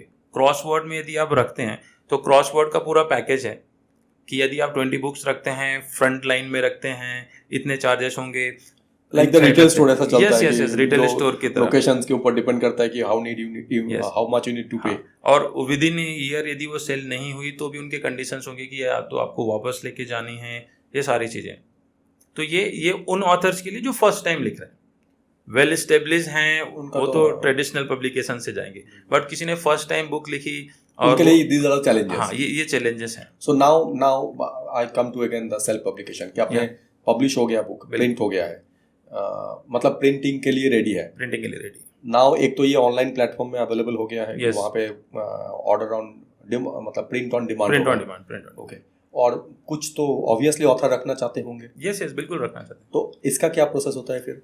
फिर इसका प्रोसेस ये है कि बहुत सारे प्रिंटिंग वेंडर्स होते हैं जो बुक प्रिंटिंग करते हैं, राइट. तो आपके पास में जो बुक आपकी रेडी हो चुकी थी, सॉफ्ट कॉपी या ई बुक आपकी जो रेडी हो चुकी थी, पेज वेज पूरा सेट हो चुका था, वो और आपका जो कवर है, तो आप उस वेंडर को देंगे जो फाइल है, फ्रंट एंड बैक कवर की जो फाइल है, वो उस वेंडर को देंगे और वो नंबर ऑफ कॉपीज आपके ऑर्डर पर प्रिंट करके बाइंड करके आपको फिजिकल कॉपी वो सबमिट कर देंगे. इसकी कॉस्टिंग अलग है, इसकी कॉस्टिंग अलग है. Depending on the how many Yes, prints you want. Yes. Now- इसमें डिपेंड करेगा, इसमें डिपेंड करेगा कि नंबर ऑफ पेजेस कितने हैं आपकी बुक में. उसके ऊपर डिपेंड करेगा कॉस्टिंग क्या आएगी costing. प्रिंटिंग की. यस, अब मेरा जो सवाल है कि हाँ. हर बुक का एक प्राइस होता है. बिल्कुल. इस प्राइस को कैसे डिसाइड करते हैं कि what should be the right kind of pricing that you want to put into this book? So pricing में आपके जो नंबर ऑफ पेजेस हैं, वो उसका एक रोल होगा. कितने पेजेस की बुक है, 100 पेजेस की बुक है या 200 पेजेस की बुक है. सेकेंड रोल होगा जो बुक में यदि आपने इमेजेस हैं, क्योंकि पिक्चर्स प्रिंट होती है तो कॉस्ट ज़्यादा आती है, तो उन दोनों के फैक्टर के बेसिस पर ये कॉस्ट डिसाइड होती है. सपोज अभी हमने रिसेंटली एक ऑथर की बुक पब्लिश की थी, तो ही इज़ फ्रॉम जिम्बाब्वे. तो उनकी बुक में 65 पेजेस हैं, रिटायरमेंट प्लानिंग के ऊपर है. ओके. हाँ, तो 65 पेजेस हैं, कवर हैं, फ्रंट एंड बैक कवर हैं, तो उसके बेसिस पे कॉस्ट उसकी कैलकुलेट होगी कि वो 150 रुपीज़ की होगी या 200 रुपीज़ की होगी, या ऑथर उसमें थोड़ा सा अपना मार्जिन रख के उसको 300 पे सेल करना चाहते हैं. Okay. तो number of pages will play a major role in pricing. और ये ऑथर डिसाइड करते हैं. कि कितना ऑथर price के पास ऑप्शन है कि अब किसी ऑथर ने बोला कि नहीं, मुझे बहुत ज़्यादा प्राइसिंग नहीं रखना है, मुझे तो नहीं, मुझे मतलब हाँ. मैं बस ये समझना चाह रहा हूँ कि आपने एक फॉर एन एग्जांपल 20,000 वर्ड्स अगर मैं आपकी बात करूँ तो ये कितने पेजेस होते हैं आज की तारीख में? 20,000 वर्ड्स आपके 180 to 200 पेजेस. मोटा 200 मान लेता हूँ. सो क्या ऑथर को ये देखना होता है कि 200 पेज को अगर प्रिंट करेंगे तो कितना कॉस्ट आएगा बाइंडिंग के साथ? क्या ये एक फैक्टर है? यस. अगर 200 पेजेस में से हमने 200 इमेजेस या 20 इमेजेस अगर किए हैं, उसकी कॉस्टिंग उसके साथ जोड़ा जाएगा. यस. सो ये टोटल सब कुछ करके अगर मैं ये सोचूं कि क्योंकि जब हम प्रिंट करते हैं तब नंबर ऑफ कॉपीज भी वेरी करता है कि प्राइसिंग उतनी ही कम होगी जितना नंबर ऑफ कॉपीज ज्यादा होगा. वो फैक्टर है. तो अगर आपने 100 कॉपीज बनाने के लिए बोले तो आपके पास एक फिगर आया कि 200 पेजेस की एक बुक मैं आपको 100 कॉपी अगर दूंगा तो टोटल इतना चार्ज होगा. तो आपके पास एक रॉ फिगर आ गया कि आपकी कॉस्टिंग 100 रुपीज आ रहा है. रॉ मटेरियल मतलब आपको इतना पे करना ही है पब्लिश करने के लिए. बिकना बात की बात है. सो नाउ अगर मैं ये मान के चलता हूँ 200 पेज, आपकी एग्जांपल ले रहा हूँ मैं, ऑथेंटिक नहीं है, हाइपोथेटिकल. 200 पेजेस की बुक है, 100 रुपीज उसकी कॉस्टिंग आ रही है. Now what author usually do for the retail price, because उसके ऊपर डिस्काउंट भी देना पड़ता है कभी कभी. तो how the author calculate the MRP of the book? जी, इसमें जो आपने बोला वो फैक्टर बिल्कुल सही है कि नंबर ऑफ कॉपीज़ वो कितने प्रिंट कर रहा है। तो यदि मैं 500 कॉपीज़ प्रिंट कर रहा हूँ तो डेफिनेटली मेरे जो प्रिंटिंग कॉस्ट है वो कम आएगी। It can be like 100 rupees हो सकती है, 90 रुपीज़ हो सकती है। MRP मुझे लगता है कि अब यहाँ पर आप उसको 500 का MRP रख सकते हैं and then you can give the discount. तो बायर को ये लगेगा जो ऑर्डर कर रहा है कि हाँ भाई MRP इतना है और बुक मुझे 250 में मिल रही है या 300 रुपीज़ में मिल रही है। तो इस तरीके से वो फैक्टर डिसाइड करेगा। तो चलो उन्होंने सोचा 499 हम बुक प्राइस MRP डाल देते हैं और उसके बाद ऑफर के बाद वो 299 में मिल जाएगा। तो यहाँ पे ये चीज़ समझना बहुत ज़रूरी कि यदि आप फर्स्ट टाइम ऑथर हैं तो आपको ज़्यादा से ज़्यादा रीडर्स तक कनेक्ट करना है, क्योंकि आप कितना अर्न कर लेंगे और अर्निंग ये मैं आने जा रहा था इसमें। तो अर्निंग से आप बहुत कुछ क्रिएट नहीं कर सकते जब तक कि कुछ बहुत यूनिक कंटेंट ना आ जाए, वो बहुत अलग चीज़ है। मैं नॉर्मल यदि बात करूं तो आप ऐसा प्राइस होना चाहिए कि बहुत सारे लोग उसको परचेस कर सकें, रीड कर सकें और आपका मैसेज उन तक पहुंच जाए। बुक राइटिंग का अल्टीमेट पर्पस तो आपका यही होगा। पर यदि आपने, ज़्यादातर लोगों की एक क्वेरी होती है कि यदि मैंने इतने रुपए लगाया तो मुझे कितने दिन में रिकवर होगा। तो मुझे ऐसा लगता है कि बुक राइटिंग को या बुक लिस्टिंग को आपको उस डायरेक्शन में नहीं देखना चाहिए। मतलब एज ए बिजनेस मॉडल ना सोचे। हाँ, एज ए बिजनेस मॉडल ना सोचें। It is to create your authenticity authenticity and authority. maximum number of people Yes. and have an impact on their mind. If this person is so and so Yes. and he is having this kind of an expertise, so we can refer to this guy. So that True. is that should be the major purpose, Yes, yes. rather Purpose than यही होना comparing चाहिए, it as rather a than cost. business model. Yes. बनाना चाहिए. हाँ. Okay, got क्योंकि it. आपका message जितने ज़्यादा लोगों तक जाता है, आप उनको इम्पैक्ट कर रहे हैं, तो वो अल्टीमेट पर्पस है। ये यहाँ तक तो चीज़ें क्लियर है। अब जब हम कोई चीज़ मैन्युफैक्चर करते हैं, जब हम कोई कॉस्ट लगाते हैं, तो obviously we talk about ROI. Yes. So now आपकी बुक लिस्टेड है डिफरेंट प्लेटफॉर्म्स में। सो फॉर एन एग्जांपल मैं अगर लूँ कि आपके बुक अमेजोन में लिस्टेड है और वहाँ पे प्रिंट ऑन डिमांड हो रहा है, बुक की कीमत आपने 500 रुपीज़ MRP रखे हैं, आपने मान लीजिए 399 में आप सेल कर रहे हैं। So if anyone purchase through Amazon, then what is your gain, how you are getting something out of it? तो उसमें जो प्राइस अभी है उस प्राइस में से क्या क्या माइनस हो जाएगा। सपोज अभी 399 का प्राइस है मान लेते हैं, उसमें से अमेजन क्या करेगा, जो प्रिंट ऑन डिमांड वो कर रहा है, प्रिंटिंग कर रहा है, उसकी कॉस्ट माइनस हो जाएगी। ओके। दूसरा लॉजिस्टिक माइनस हो जाएगा। ओके। तीसरा अमेजन का अपना जो प्रॉफिट परसेंटेज है वो माइनस हो जाएगा। उसके बाद जो अमाउंट बचा वो ऑथर को या पब्लिशर को जिसके थ्रू पब्लिश हुई है उसको वो ट्रांसफर हो जाता है। अब मेरा यहाँ पे एक सवाल है। हाँ। जब आप प्राइसिंग डिसाइड कर रहे हैं तब आपके पास अमेजोन की प्राइसिंग भी होता है कि 20 पेज को प्रिंट करने के लिए, 200 पेज को प्रिंट करने के लिए अमेजोन कितना चार्ज करेगा। So accordingly you keep that price MRP on that way. हाँ, जब हम सारे ये सॉफ्टवर्क अपलोड करते हैं तो अमेजन एक टेंटेटिव प्राइस रेंज बता देता है कि हम इतना चार्ज करेंगे। Yes, okay, got your point. वो रेंज में। सो नाउ जैसे मान लीजिए नॉर्मली जब हम कोई फिजिकल कॉपी प्रिंट कर रहे हैं और अमेजोन जब प्रिंट कर रहे हैं, क्या डिफरेंस होते हैं? जैसे मैंने आपको बोला कि आपने 500 कॉपी आपने किया तो 90 रुपए कॉस्ट आ रहा है। बिल्कुल। अमेजोन अगर करेगा तो कितना चार्ज करेगा एक बुक का? बिकॉज वो तो ऑन डिमांड कर रहा है। यस, अमेजन यदि एक बुक का फिजिकल जो हम प्रिंट करेंगे तो हमारे स्कोप में, यदि हमने 500 के तो कॉस्ट कम हो जाएगी, ये तो क्लियर है। अमेजन यदि करेगा तो हो सकता है 400 रुपये की बुक है तो पूरा वो कट करके 150-150 रुपये वो खुद रख लेगा, सारी चीज़ें माइनस करके, और फिर जो पब्लिशर है या ऑथर है उसको 100 रुपीज़ जाएगा, क्योंकि वो प्रिंट नहीं कर रहा है, अमेजन ही कर रहा है।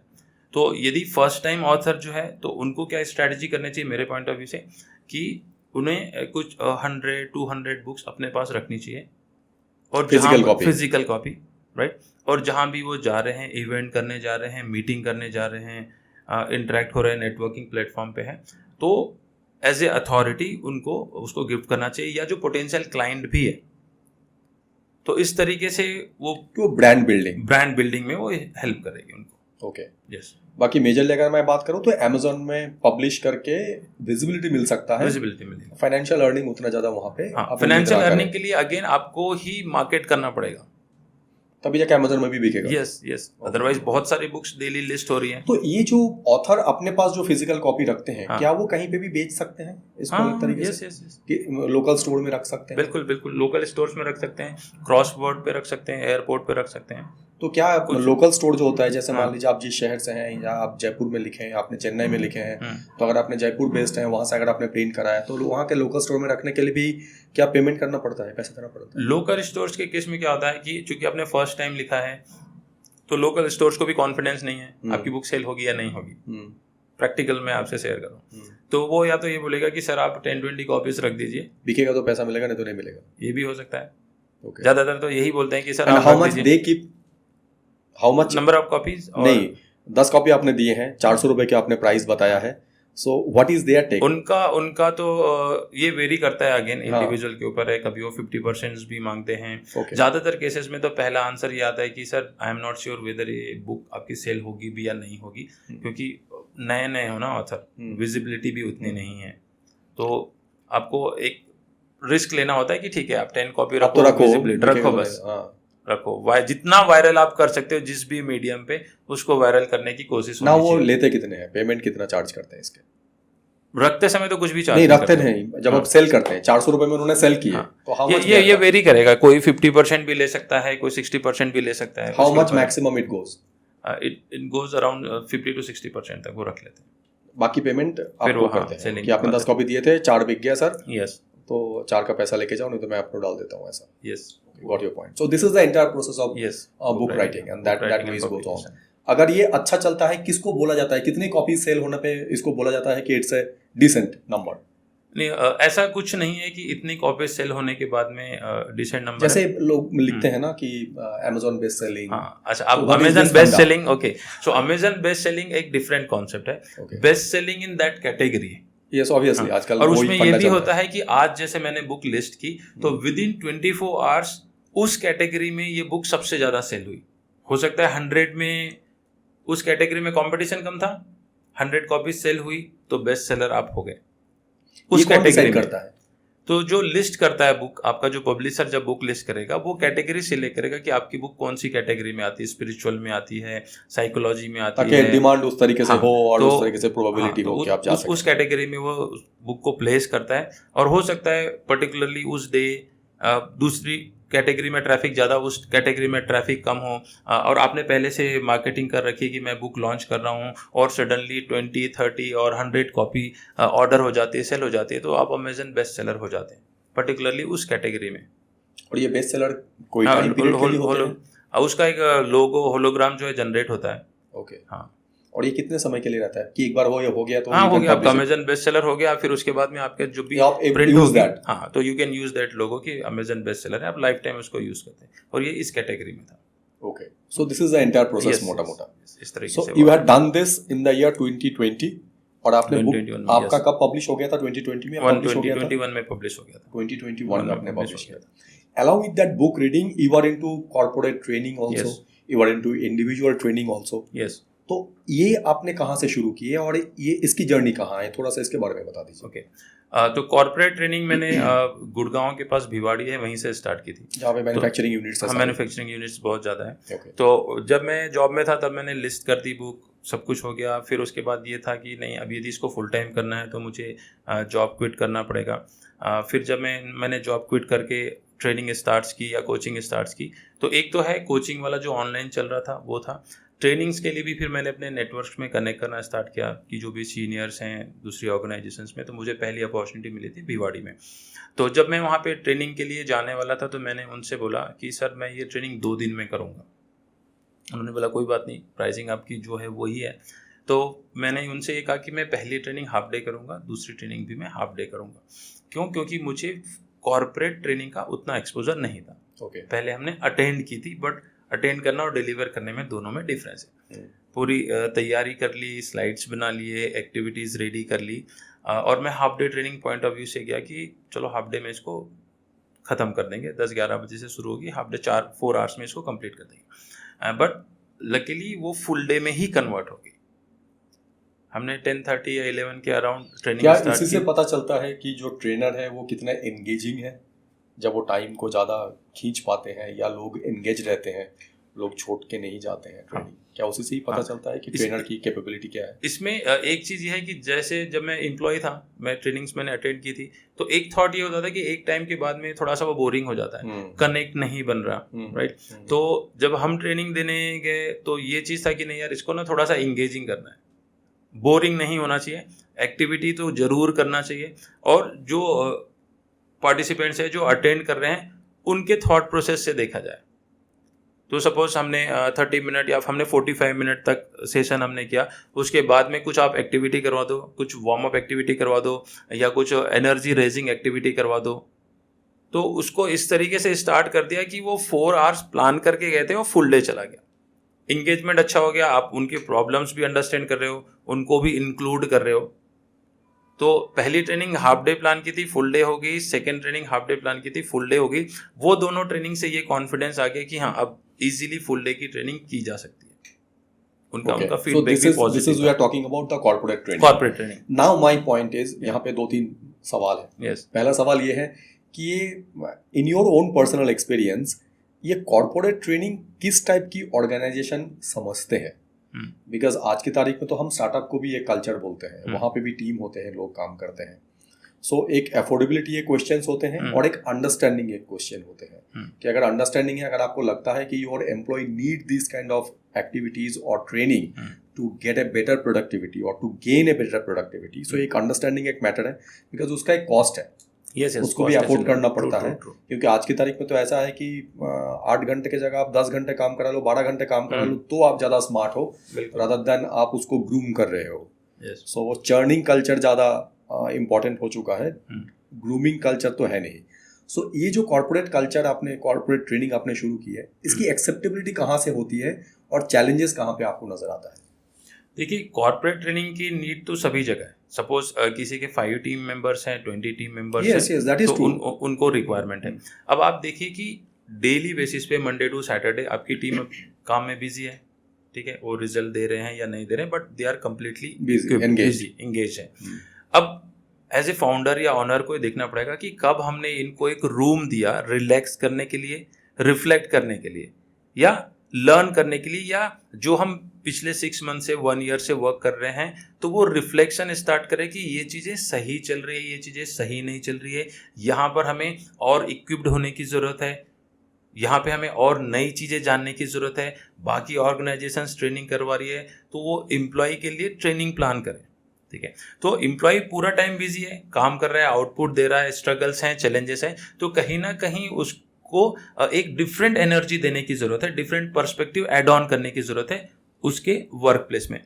कुछ लोग ये सोचते हैं कि यार मैं ही अपनी टीम को ट्रेनिंग दे दूंगा।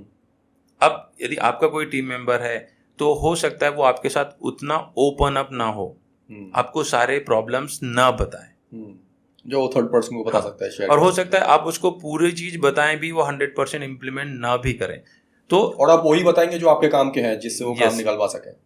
तो जब ट्रेनर्स होते हैं या ट्रेनिंग होती है, तो उनको एक इन्वायरमेंट मिलता है कि आप यहाँ पे ओपन अप हो, आपके जो चैलेंजेस हैं, राइट, जो लिमिटेशंस है, एक तो इन्वायरमेंट में कुछ चैलेंजेस होंगे, वर्किंग में कुछ चैलेंजेस होंगे, अपार्ट फ्रॉम दैट इंडिविजुअल के भी तो कुछ लिमिटेशंस होंगे, उसके भी अपने बिलीफ होंगे, वो भी कुछ अजम्पशन से ऑपरेट कर रहा होगा, और वो अजम्पशन वर्क प्लेस में हो सकता है प्रॉब्लम क्रिएट कर रहा हो, राइट। तो वर्किंग के बीच में ये एक छोटा सा पॉज हो जाता है ट्रेनिंग, जहाँ पर एम्प्लॉय इंट्रोस्पेक्शन स्टार्ट करता है कि भाई मैं कहाँ पे मिस्टेक्स कर रहा हूँ, मेरे अपने क्या लिमिटेशन है, मेरे अपने क्या फियर हैं, राइट, मैं क्या सच में कम्युनिकेट कर पा रहा हूँ या मैं कम्युनिकेट नहीं कर पा रहा हूँ, मेरे अंदर ईगो है, मैं कुछ लर्न ही नहीं कर रहा हूँ, मुझे लग रहा है मुझे सब कुछ आता है। तो इस तरीके से ट्रेनिंग जो है ऑर्गेनाइजेशंस में हेल्प करती है, जहाँ पे एम्प्लॉय ओपन अप होता है, कुछ नए मेथड सीखता है, उनको इम्प्लीमेंट करता है, प्रोडक्टिविटी आती है। यहाँ पे एक छोटा सा एग्जाम्पल मैं ऐड करता हूँ कि जैसे एम्प्लॉयज है फ्रिक्वेंटली मेल चेक करते हैं। कल ही मैं कोचिंग सेशन में डिस्कस कर रहा था, तो मुझे सपोज मैं एक एम्प्लॉय हूँ, मेरे पास एक मेल आया, मैंने मेल चेक कर लिया। अब मैंने सोचा यार इसको बाद में आंसर करूँगा, जनरली होता है ऐसा। अब बाद में ये हुआ कि अगले 2-3 दिन में दूसरी एक्टिविटी में बिजी हो गया और 5 डेज चला गया पूरा। आफ्टर 5 डेज मुझे याद आया ये तो बहुत अर्जेंट काम था, और जिन्होंने मेल भेजा था वो मुझे फॉलो अप करने लगे।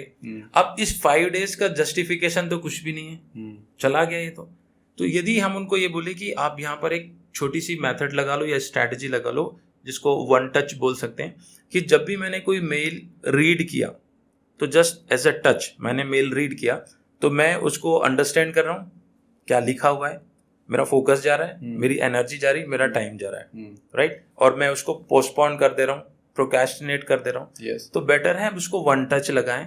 वन टच मतलब जैसे ही मैंने मेल रीड किया तो क्या मैं इसका सिंगल लाइन में आंसर कर सकता हूँ। सपोज कि ये जो मेल मुझे रिसीव हुआ है, I am not the right person, XYZ is the right person, तो इमीडिएटली मैंने उस मेल का आंसर कर दिया। अब मेरे ऊपर कोई बर्डन नहीं है, फ्री हो गया, प्रोडक्टिविटी मेरी अप हो गई।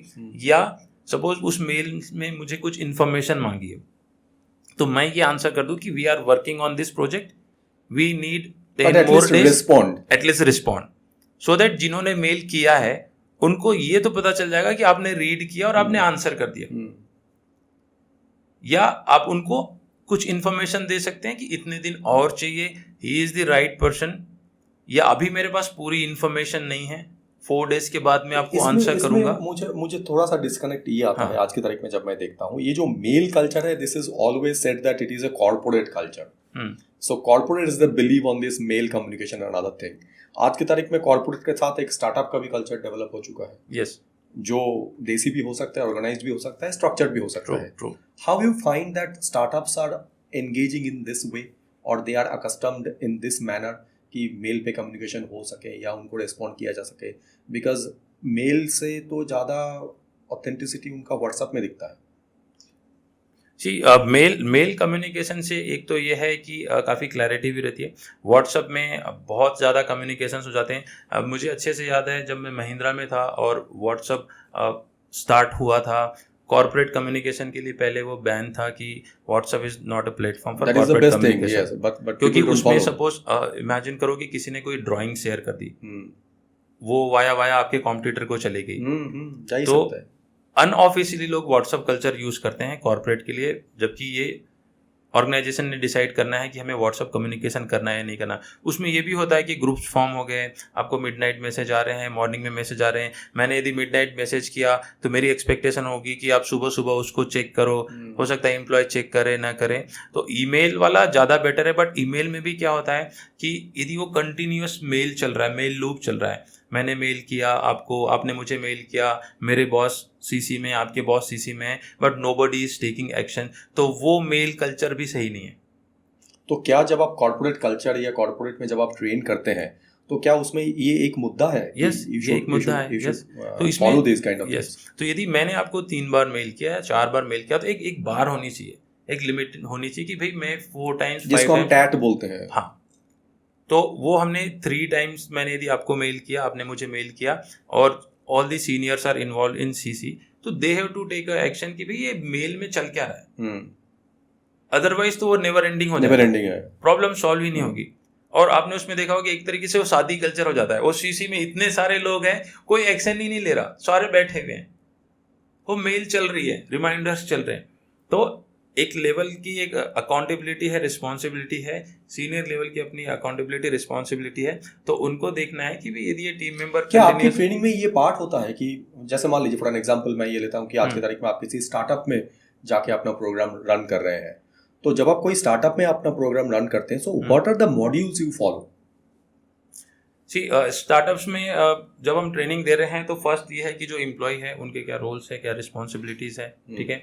फिर उसके बाद में ये होता है एक रेज द फ्लैग, जिसको हम बोलते हैं कि जो टीम मेंबर जो भी वर्क कर रहा है, तो आपको कम्युनिकेशन जो है वो क्विक रखना है, आपको एजाइल होना है, आपको टाइमली जो है फ्लैग रेज करना है कि जो चीज़ें हो रही या नहीं हो रही है। कई बार ये होता है कि टीम मेंबर को ये लगता है कि मैं बाद में बता दूंगा या इवनिंग में बता दूंगा या लेट बता दूंगा, तो टाइमली उनको फ्लैग रेज करना चाहिए। स्मेल दी प्रॉब्लम बहुत ज़रूरी है कि कोई आपने यदि ऑर्डर किया या कुछ चीज़ आपके पास आई हुई है तो स्टार्ट स्मेलिंग कि इसमें कुछ प्रॉब्लम तो नहीं है, आपको रिलैक्स नहीं बैठना है। थर्ड थिंग इज कि आपको अजम्पशन में काम नहीं करना है कि मैंने अज्यूम किया तो ऐसा होगा, तो अजम्पशन में भी बहुत बड़ी प्रॉब्लम्स हो जाती है। कम्युनिकेट यदि कर रहे हैं तो प्रॉपर कम्युनिकेशन होना चाहिए। मेरा गोल ऑफ कम्युनिकेशन क्या है, जिसको मैं बताना चाह रहा हूँ, कन्वे करना चाह रहा हूँ, उसने उसको अंडरस्टैंड किया है नहीं किया। सपोज मैंने मेल पे रिप्लाई कर दिया बट मुझे पता है कि ये बहुत अर्जेंट है, तो मुझे दूसरा मेथड ऑफ कम्युनिकेशन भी यूज़ करना चाहिए कि उसने रिसीव किया नहीं किया, तो स्टार्टअप्स हो या कॉर्पोरेट हो, जो प्रैक्टिसेस है वो तो सेम है. अजम्पशन में आपको काम नहीं करना है, आपको टाइमली फ्लैग रेस करना है, ये सारी चीजें हैं. So now if I talk about, you are convincing a startup for your corporate training program, or you are convincing a corporate for the corporate training program. So दोनों की conversion ratio क्या होता है? अगर आप स्टार्टअप में pitch कर रहे हैं कि आपके यहाँ पे कॉर्पोरेट ट्रेनिंग की रिक्वायरमेंट है एंड वी फॉलो दिस, तो 10 स्टार्टअप को अगर आप अप्रोच करते हैं तो how many get converted? So exact percentage तो नहीं, मैं ये कहना चाहूँगा कि जो वेल एस्टेब्लिश कॉर्पोरेट्स हैं उनके वहाँ वो कल्चर है ट्रेनिंग का. यस, वहाँ पे तो मॉड्यूल में होता है, मॉड्यूल भी है, इतने मेन आवर्स की ट्रेनिंग होनी चाहिए. स्टार्टअप्स मुझे लग रहा है अभी धीरे धीरे स्टार्ट कर रहे हैं. सो क्या एक्सेप्टेबिलिटी है यहाँ पे? हाँ, एक्सेप्टेबिलिटी है, but compare to establish corporate थोड़ा सा कम है. ओके, मीन्स अगर मैं बोलूँ कि स्टार्टअप के चैलेंजेस दो हो सकते हैं इसमें. एक तो उनके पास फंड्स नहीं होते हैं to get this corporate training, number 1, and number 2, they don't want to burn this 2 days on training rather than getting productivity or gaining productivity from them, because they are on the hustle itself. So आपके लिए क्या है, आपने क्या identify किए हैं, इनके challenges क्या है? सी फंड का तो आपको पता है आजकल फंडिंग हाउस बहुत हैं, स्टार्टअप्स को फंड्स तो मिल रहे हैं, तो फंड का उतना चैलेंज नहीं होगा. सेकेंड थिंग ये है कि हर किसी ऑर्गेनाइजेशन के लिए ये चैलेंज होता है कि मैं अपने एम्प्लॉय को कैसे फ्री करूं ट्रेनिंग के लिए. 2 दिन के लिए. तो जैसे मुझे इसी मंथ में हरिद्वार में ट्रेनिंग देने जाना है, तो वो थीम पार्क है, तो उन्होंने बोला कि हम फुल डे अपने टीम मेंबर्स को स्पेयर नहीं कर सकते, तो वो they need to have their leisure time as well, तो उसके बीच में आप कर लीजिए. तो हाफ डे हम स्पेयर कर सकते हैं. तो even in case of startup, यदि आप फुल डे स्पेयर नहीं कर रहे हैं या अपनी टीम को फ्री नहीं कर रहे हैं फुल डे के लिए, आप 2 hours के लिए कीजिए, आप 3 hours के लिए कीजिए, क्योंकि वो रिफ्लेक्शन बहुत जरूरी है. सपोज एक मिस्टेक हो गई और सेम पैटर्न में चल रही, तो वो वैसा ही चलेगा, राइट. यदि आपकी टीम को कुछ नहीं पता तो नहीं पता, यस, ट्रू, राइट. तो टाइम तो स्पेयर करना पड़ेगा, वो एक एक्सक्यूज हो सकता है. आप 2 hours प्लान कीजिए. इसके बाद का एक सवाल है मेरा कि आपने एक प्रोग्राम रन किए, आपने आइडेंटिफाई किए कि क्या प्रॉब्लम है, आपने उसका सॉल्यूशन भी दिया, ठीक है. बट जब तक वही चीज वो सॉल्यूशन के थ्रू वो रिपीट नहीं करेंगे 20-25 दिन या 1 महीना, तब तक उसका इम्पैक्ट नहीं आएगा. सो ये जो फॉलो अप वाला प्रोसेस है, आपने तो सिखा के समझा के आ गए, yes, and then what, then तो वापस से स्टार्टअप के जो फाउंडर है, को फाउंडर है, या कॉर्पोरेट के जो बॉसेस हैं, वो तो लग गए जद्दोजहद में. Then how you do this follow up, और हाउ यू मॉनिटर कि जो आपने सिखाया थे वो इम्प्लीमेंट कितना कर पा रहे हैं, या चेंजेस आ भी रहे कि नहीं आ रहे?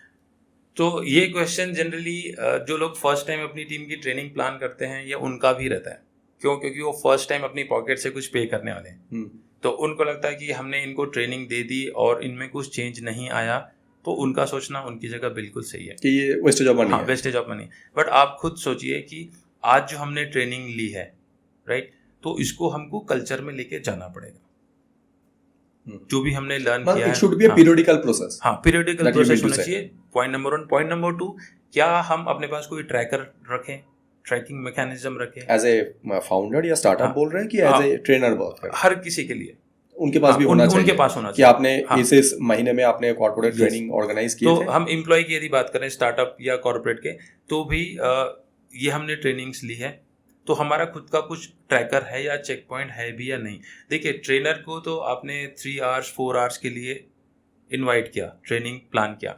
अब या तो आप ट्रेनर्स को ये परमिशन दें, या आपका एक अग्रीमेंट हो व्हाटएवर कि every month will plan 10 minute का quick review. Okay, that can be done. हाँ, तो यदि ये 10 मिनट का क्विक रिव्यू होता है, तो ट्रेनर तो चाय पे चर्चा उनके साथ कर सकते हैं कि कैसा चल रहा है, कौन सी चीज़ आपने इम्प्लीमेंट की. ये वाला मेथड वो लेके आते हैं तो ठीक है. अदरवाइज जो उनके सीनियर्स हैं, सुपीरियर्स हैं, तो आज सभी की ट्रेनिंग हो गई. अब वंस इन अ मंथ आप किसी भी टाइम पे टी ब्रेक में या 10-15 मिनट्स निकालो रिफ्लेक्शन के लिए, रिव्यू के लिए, वो तो उनको करना पड़ेगा. दैट इज बेटर, बिकॉज आज की तारीख में स्टार्टअप्स या इस टाइप के लोग एक ट्रेनिंग डिपार्टमेंट तो नहीं अफोर्ड कर सकते हैं या नहीं रख सकते. सो कोई फॉलो अप देने के लिए उनके कंपनी में बैठ के कर रहे हैं, ये बहुत मुश्किल है. So if the trainer like you get a contract कि 3 महीने में फॉलो अप भी करूंगा, और महीने में 1 दिन आके 10 मिनट के लिए वो वाले 15 मिनट के लिए, and that will be included in that package, that is workable rather. या वो अपना कुछ कल्चर सेटअप करें. यदि ट्रेनर को ऑन बोर्ड कर रहे हैं, दैट इज फाइन.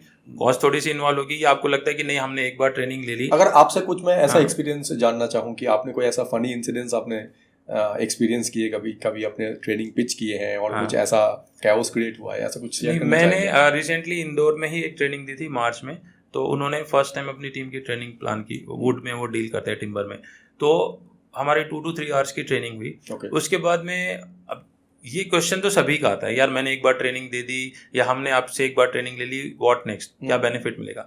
तो मैंने उनको ये पिच किया कि एक काम करते हैं, क्योंकि we both are in same city, ज़्यादा दूर भी नहीं है, मैं हाफ एन आवर के लिए आपके यहाँ आता हूँ, चाय वाय पियेंगे, बैठेंगे, बातचीत करेंगे, उसके लिए मैं कुछ नहीं चार्ज कर रहा, ठीक है। तो ये मेरे लिए भी था कि चलो चलते हैं, प्लान करते हैं। अब अपनी टीम को वहाँ पे इनवाइट करना, क्योंकि आप नहीं पूछ पा रहे हो तो मैं पूछ लूंगा। अब यहाँ पर फाउंडर के साथ रेजिस्टेंस आ जाता है, यार हम टाइम नहीं निकाल पा रहे, हम टाइम नहीं निकाल, उन्होंने मुझे टाइम नहीं दिया। Okay. तो मैं ये कह रहा हूँ कि ट्रेनर हो सकता है, यदि आप ऑर्गेनाइजेशन की उन ट्रेनर के साथ में अच्छी है, काफ़ी साल से वर्क कर रहे हैं, तो ऐसा कुछ मैकेनिज्म निकालो कि once in a month 10-15 minute का क्विक रिव्यू हो सकता है, वो आप अपने मॉड्यूल में ऐड कर सकते हैं, कमर्शियल में ऐड कर सकते हैं, या फिर कंपनी में फिर कल्चर हो कि जहाँ पर वंस इन अ मंथ जिन्होंने ट्रेनिंग ली है वो 15 मिनट के लिए इकट्ठा हो जाएं, और क्या लर्निंग चल रही है, क्या मतलब majorly somebody needs to get that Yes. ownership. Yes कि अगर मैंने किसी ट्रेनर को हायर किया है, मैंने हाँ। अगर ट्रेन करवाया है, then I have to take that responsibility further as well. Yes कि I should accumulate my people and to get in front of that trainer once again, yes so that it can be evaluated कि पहले It क्या can be हुआ था और evaluated. उसका क्या Yes, रहा है। yes. तो एक ownership is that issue. Ownership should be created in that way. और इसमें यह है कि जो भी लर्निंग है, जब तक वो एक सफिशिएंट टाइम तक रिपीट नहीं होगी, तब तो तो वो आपके बिहेवियरल का पार्ट ही नहीं बनेगा। ओके। अब मेरा फाइनल लैब पे 2-3 सवाल है। Okay. You are doing individual training. Yes. You are doing corporate training. You Yes. are already an author. So, what is your 4-3 years down the line plan है कि आप कहाँ पे अपने आप को पोजीशन करना चाहते हैं, या किस जगह पे आपको लगता है कि यहाँ पे स्कोप है and I should implement my experience over that field as well. So, Okay. आपका क्या प्लान है आगे की 2-3 साल के गोल क्या है? तो आगे का गोल ये है कि जैसे अभी ट्रेनिंग कोचिंग्स है, तो आगे का गोल है कि मुझे एवरी 4 मंथ में कुछ प्रोग्राम्स करने हैं। सो लाइक अभी हमने एक एड रन किया, लोगों को इनवाइट किया, फिर उसके बाद में उनको 4 मंथ का कुछ मेंटरशिप प्रोग्राम दिया, राइट, जिसको हम फिजिकली करेंगे। एवरी मंथ 1 डे का फिजिकल प्रोग्राम करेंगे और एवरी वीक ऑनलाइन करेंगे। तो ये एक तरीके से हाइब्रिड हो जाएगा। हमने एक दिन का प्रोग्राम किया और उसके बाद में if they want to join for next 4 month mentorship program में, चाहे वो इंडिविजुअल हैं या एंटरप्रेन्योर्स हैं, तो 4 मंथ का प्रोग्राम वो इनरोल करते हैं। तो जिसमें एवरी मंथ 1 फुल डे का लर्निंग सेशन होगा और रिपीटेबिलिटी के लिए एवरी ट्यूसडे या एवरी मंडे मॉर्निंग में वो 1 आवर का सेशन होगा। तो इससे कि जो लर्निंग हमने मंथ में एक दिन फुल डे में ली और वीकली बेसिस पर हम उसको इम्प्लीमेंट कर रहे हैं या नहीं।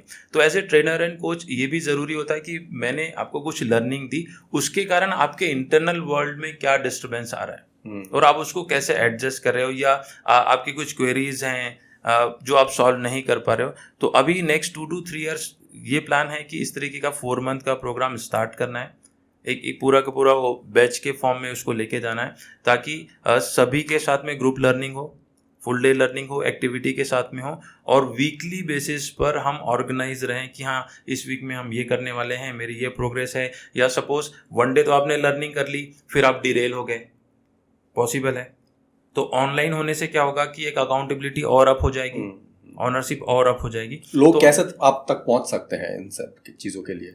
इन सब के लिए एक तो सोशल मीडिया है, नेटवर्किंग प्लेटफॉर्म्स हैं, एड रन वहीं के थ्रू लोग आप तक पहुंच के ही कर सकते हैं। और जो आप ये इंडिविजुअल ट्रेनिंग लेते हैं, हाँ। इसका मोरलेस टाइम क्या होता है, कितना समय का होता है ये? इंडिविजुअल ट्रेनिंग जो है ये अगेन 3 to 6 मंथ के लिए टाइम पीरियड का होता है। और एक सेशन कितने समय का होता है? ऑनलाइन एवरी वीक 1 आवर का होता है। 1 आवर का। 1 hour. And that you plan in the early morning, because कुछ वर्किंग लोग भी कर सकते हैं। इसमें डिपेंड करता है, अर्ली मॉर्निंग भी है। जैसे मेरे पास कुछ क्लाइंट्स हैं वो दुबई से हैं, तो उस केस में अर्ली मॉर्निंग नहीं होता, फिर उस केस में लाइक 10 AM और 9:30 उनके टाइम के अकॉर्डिंग आपको करना पड़ता है। तो उसमें हम क्या करते हैं, जब कोई कनेक्ट होता है तो फर्स्ट वी अंडरस्टैंड कि आपको रिक्वायरमेंट क्या है और मैं वो फुलफिल कर सकता हूँ भी या नहीं। हो सकता है आपकी जो रिक्वायरमेंट है वो मैं फुलफिल नहीं कर सकता, तो आप किसी और के पास जाएंगे। तो उनकी नीड को अंडरस्टैंड करना होता है, उनके पेन या प्रॉब्लम एरियाज को अंडरस्टैंड करना होता है, एंड अकॉर्डिंगली फिर हमें अपना सॉल्यूशन उनको बताना होता है। Okay. तो उसके बेसिस पे हम 3 मंथ या 6 मंथ का प्रोग्राम फिर डिजाइन करते हैं और वो 1-to-1 जैसे कि होता है। आपने आपका कॉर्पोरेट जॉब के साथ साथ ये शुरू किया because you were interested in self development and other thing, अगर कोई आपके जैसा बनना चाहे या कॉर्पोरेट कल्चर में आना चाहे, कॉर्पोरेट ट्रेनिंग कल्चर में आना चाहे, या अपने आप को कोच की तरह एस्टैब्लिश करना चाहे, so what should be their basic criterias? क्या क्या उनको लगना चाहिए कि ये मेरे में अगर है then I can be the same way the way you are doing? Okay, so first of all तो उनको देखना ये होगा कि उन्हें आना क्यों है, ठीक है, कि मुझे क्यों आना है ना, क्योंकि इस फील्ड में यह है कि आपको कंटिन्यूसली आपको लर्निंग करनी है, अपने आप को अपग्रेड करना रखना है, अपने आप लर्निंग पे आपको इन्वेस्ट करना है। तो वो माइंडसेट है भी या नहीं, इसलिए नहीं कि हर कोई कर रहा है, तो जब तक उनकी ये कॉल नहीं होगी तो पॉसिबल नहीं होगा। हाँ, तो ये हो गया। दूसरा ये हो गया कि उनका निश क्या है, किस फील्ड में वो करना चाहते हैं, किस फील्ड में करना चाहते हैं, साइकोलॉजिकली हो सकता है, मोटिवेशनल थर्ड हो सकता है कि क्या उन्होंने अपनी लाइफ में कुछ ऐसी प्रॉब्लम सॉल्व की है जिसका सॉल्यूशन खुद के एक्सपीरियंस है वो, Yes. जिनको वो शेयर कर सके, दैट यू मीन टू से, जिसका सॉल्यूशन वो दे सकते हैं। एंड देन उनको ये भी अंडरस्टैंड करना पड़ेगा कि आपको इसमें एज अ बिजनेस भी देखना है, लोगों से कनेक्ट करना है, अर्निंग कैसे होगी, आपकी बाकी चीज़ें कैसे चलेगी, आपको विजिबिलिटी के लिए क्या करना है, मार्केटिंग के लिए क्या करना है, तो ये पूरे डिपार्टमेंट्स भी आपको अंडरस्टैंड करने पड़ेंगे। ऐसे नहीं कि सारे लोग कर रहे हैं और आपने जंप कर, because this is majorly one man army. Yes, majorly one man army. तो आपको ये पूरे स्टेप्स अंडरस्टैंड करने पड़ेंगे, इंट्रोस्पेक्ट करना पड़ेगा, खुद के ऊपर बहुत काम करना पड़ेगा, खुद के बिलीफ के ऊपर बहुत काम करना पड़ेगा। यस, आपको अपने बहुत सारे बिलीफ्स को लेट गो करने पड़ेंगे, बहुत सारी चीज़ें जितनी आप रिफाइन करते जाएंगे उतनी क्लैरिटी आते जाएगी। तो हो सकता है शुरू में थोड़ा थोड़ा करें, प्रोबोनो करें, फ्री ऑफ कॉस्ट सर्विस दें, प्रूफ ऑफ कॉन्सेप्ट निकालें जो मैंने अपना एग्जांपल बताया था, और फिर उसके बाद स्टेप बाय स्टेप उसको और बढ़ा सकते हैं। Okay, in the final step I just need to understand one thing, that how many copies you sold of your book? So English में हमने अराउंड 3000 कॉपीज अभी तक सेल की है, द 5 मिनट्स मैजिकल हैबिट की। हिंदी में आई वुड से कि around 700 copies. कुछ ऐसा एक्सपीरियंस है आपको कि किसी रीडर ने कुछ शेयर किया आपसे, ऐसा कुछ शेयर करना चाहते हैं? हाँ, ऐसे बहुत सारे एक्सपीरियंस है। पहला तो एक्सपीरियंस ये आता है कि सर ये ऐसी ही मेरी भी स्टोरी है। एक तो ये है, जब मैंने लॉन्च की थी तभी मुझे एक फीडबैक मिला कि ये एक तरीके से ये बुक गीता है, इतने सिंपल इजी लैंग्वेज में आपने इसको लिखी है कि मैं बहुत इजीली कनेक्ट कर गया। रिसेंटली 1-2 महीने पहले एक स्टूडेंट ने लिखा कि इस बुक को रीड करके जो मेरे चैलेंजेस थे वो सॉल्व हो गए, राइट। ये बुक एक गाइड की तरह है, ऐसा लग रहा है कि ऑथर मेरे सामने बैठ के मुझे बता रहे हैं, समझा रहे हैं, और वही चीज़ मुझे ट्रिगर करती कि मैं इसको मल्टीपल लैंग्वेजेस में लेके जाऊँ। तो अभी हमने इसका मराठी वर्जन भी लॉन्च कर दिया है। उसके अलावा तो क्या जब आप ये लैंग्वेज चेंज करते हैं तो प्रोसेस इज सेम है? Once again you have to repeat the same process? Process is कि ये इंग्लिश में अवेलेबल है, हमें इसमें ट्रांसलेटर चाहिए, एडिटर चाहिए जो कि उसे मराठी या उड़िया लैंग्वेज में बनाएगा। अगेन यू नीड टू पे दैट मच ऑफ अमाउंट जो आप एडिटिंग के करना है। हाँ, बिल्कुल। उस लैंग्वेज की एडिटिंग के लिए आपको वापस से उतना ही पेमेंट करना। ट्रांसलेशन, एडिटिंग, टाइपिंग, बुक बनाना, ये सारी प्रोसेस तो सेम होगी, लिस्टिंग भी सेम होगी, कवर डिजाइन के लिए भी आपको इन्वेस्ट करना पड़ेगा। ओके, सो अगेन मतलब it's a zero to hero. हाँ, जीरो टू हीरो। तो अभी हमने फिर इसको उड़िया में हम लॉन्च करने वाले हैं। क्या आने वाले समय में कुछ और भी हम आपसे उम्मीद कर सकते हैं कि कोई दूसरा बुक भी आपके आने वाले हैं, या आप कुछ राइट कर रहे हैं, या आपके दिमाग में कुछ ऐसा है? हाँ, मैंने इसी बुक के एक सीक्वल के ऊपर वर्क किया हुआ है, तो उसको हम विद इन 1 ईयर लॉन्च भी करेंगे। Okay, that is great. Thank you very much for giving your time, and it was a great learning from you and what you are doing. I wish you all the very best in your journey and in your process. I wish कि जल्दी आपका दूसरा book भी आ जाए. And if you can share your experience on our podcast, that how you felt and what was your experience in this conversation, what you did. So it's a really nice podcast. मैंने imagine भी नहीं किया था कि इतने short notice में मुझे इस podcast का invitation आएगा। और जिस तरीके से आपने पूरी पॉडकास्ट की जो प्रोसेस है, जितनी सिंप्लिसिटी के साथ में, इजीनेस के साथ में की है, वो मुझे रियली बहुत अच्छा लगा। मैंने यहाँ पे आने से पहले आपके चैनल को भी व्यू किया था, कुछ कंटेंट्स भी मैंने जस्ट क्विकली गो थ्रू किए थे। तो ये एक रियली बहुत अच्छा मीडियम है कि हम अपना मैसेज ज़्यादा से ज़्यादा लोगों तक पहुंचा सके, उनको वो बेनिफिट्स दे सके। हो सकता है बहुत सारे ऑथर्स को बिल्कुल नहीं पता होगा जो पॉइंट्स आपने मुझे पूछे, तो इस पॉडकास्ट के माध्यम से उनको पूरी प्रोसेस क्लियर हो जाएगी। Yes. उसको रिपीट करके वो देख सकते हैं. हो सकता है वो किसी एक लेवल पे स्टक हो गए हों, क्योंकि True. राइटिंग अ बुक एक ड्रीम है बहुत सारे लोगों का, है ना. ट्रेनिंग कोचिंग करना बहुत सारे लोगों का एक ड्रीम है. या अपनी टीम की ट्रेनिंग प्लान करना बहुत सारे लोग सोच रहे होते हैं. पर जब हमें एक पूरा वीडियो मिल जाता है, पूरा ऑडियो मिल जाता है, तो पॉडकास्ट के माध्यम से वो पूरी अंडरस्टैंडिंग हो जाती है. तो आपने रियली एक बहुत अच्छा इनिशिएटिव लिया है. आप नॉट ओनली इन इंदौर, आप बैंगलोर, हैदराबाद, पुणे भी कवर कर रहे हैं. तो माय बेस्ट विशेस कि आप और भी लोगों को इस प्लेटफॉर्म में लेके आएँ, और भी आप पॉडकास्ट करें. और यदि मैं कुछ कंट्रीब्यूट कर पाया, मैं कुछ लोगों से आपको कनेक्ट कर पाया, तो मेरे लिए भी एक बहुत अच्छी बात होगी. सो आपको, आपकी टीम को ढेर सारी शुभकामनाएं. Thank you very much. Thank you very much for your time. Thanks. So this was the podcast with Mr. Hem Singh Patle. I hope in this podcast you came to know the process of book writing. And not only so, book right करना जितना challenging है, book right करने के बाद उसको publish करना भी कितना चैलेंजिंग है, you also came to know through this podcast. So ये जो प्रोसेस के बारे में हमने डिस्कस किए, I hope it will give you certain idea about book writing and the publishing of a book and how the Amazon bestseller comes in the picture. So thank you very much for watching this podcast, and again I would like to request you to please subscribe this channel so that you can have all the updates from our end, and also subscribe our business news channel by the name of TSVP News, where we cover business bites Monday to Friday and quick bite Monday to Friday. And again, thank you very much for watching the podcast till the end, and signing it off.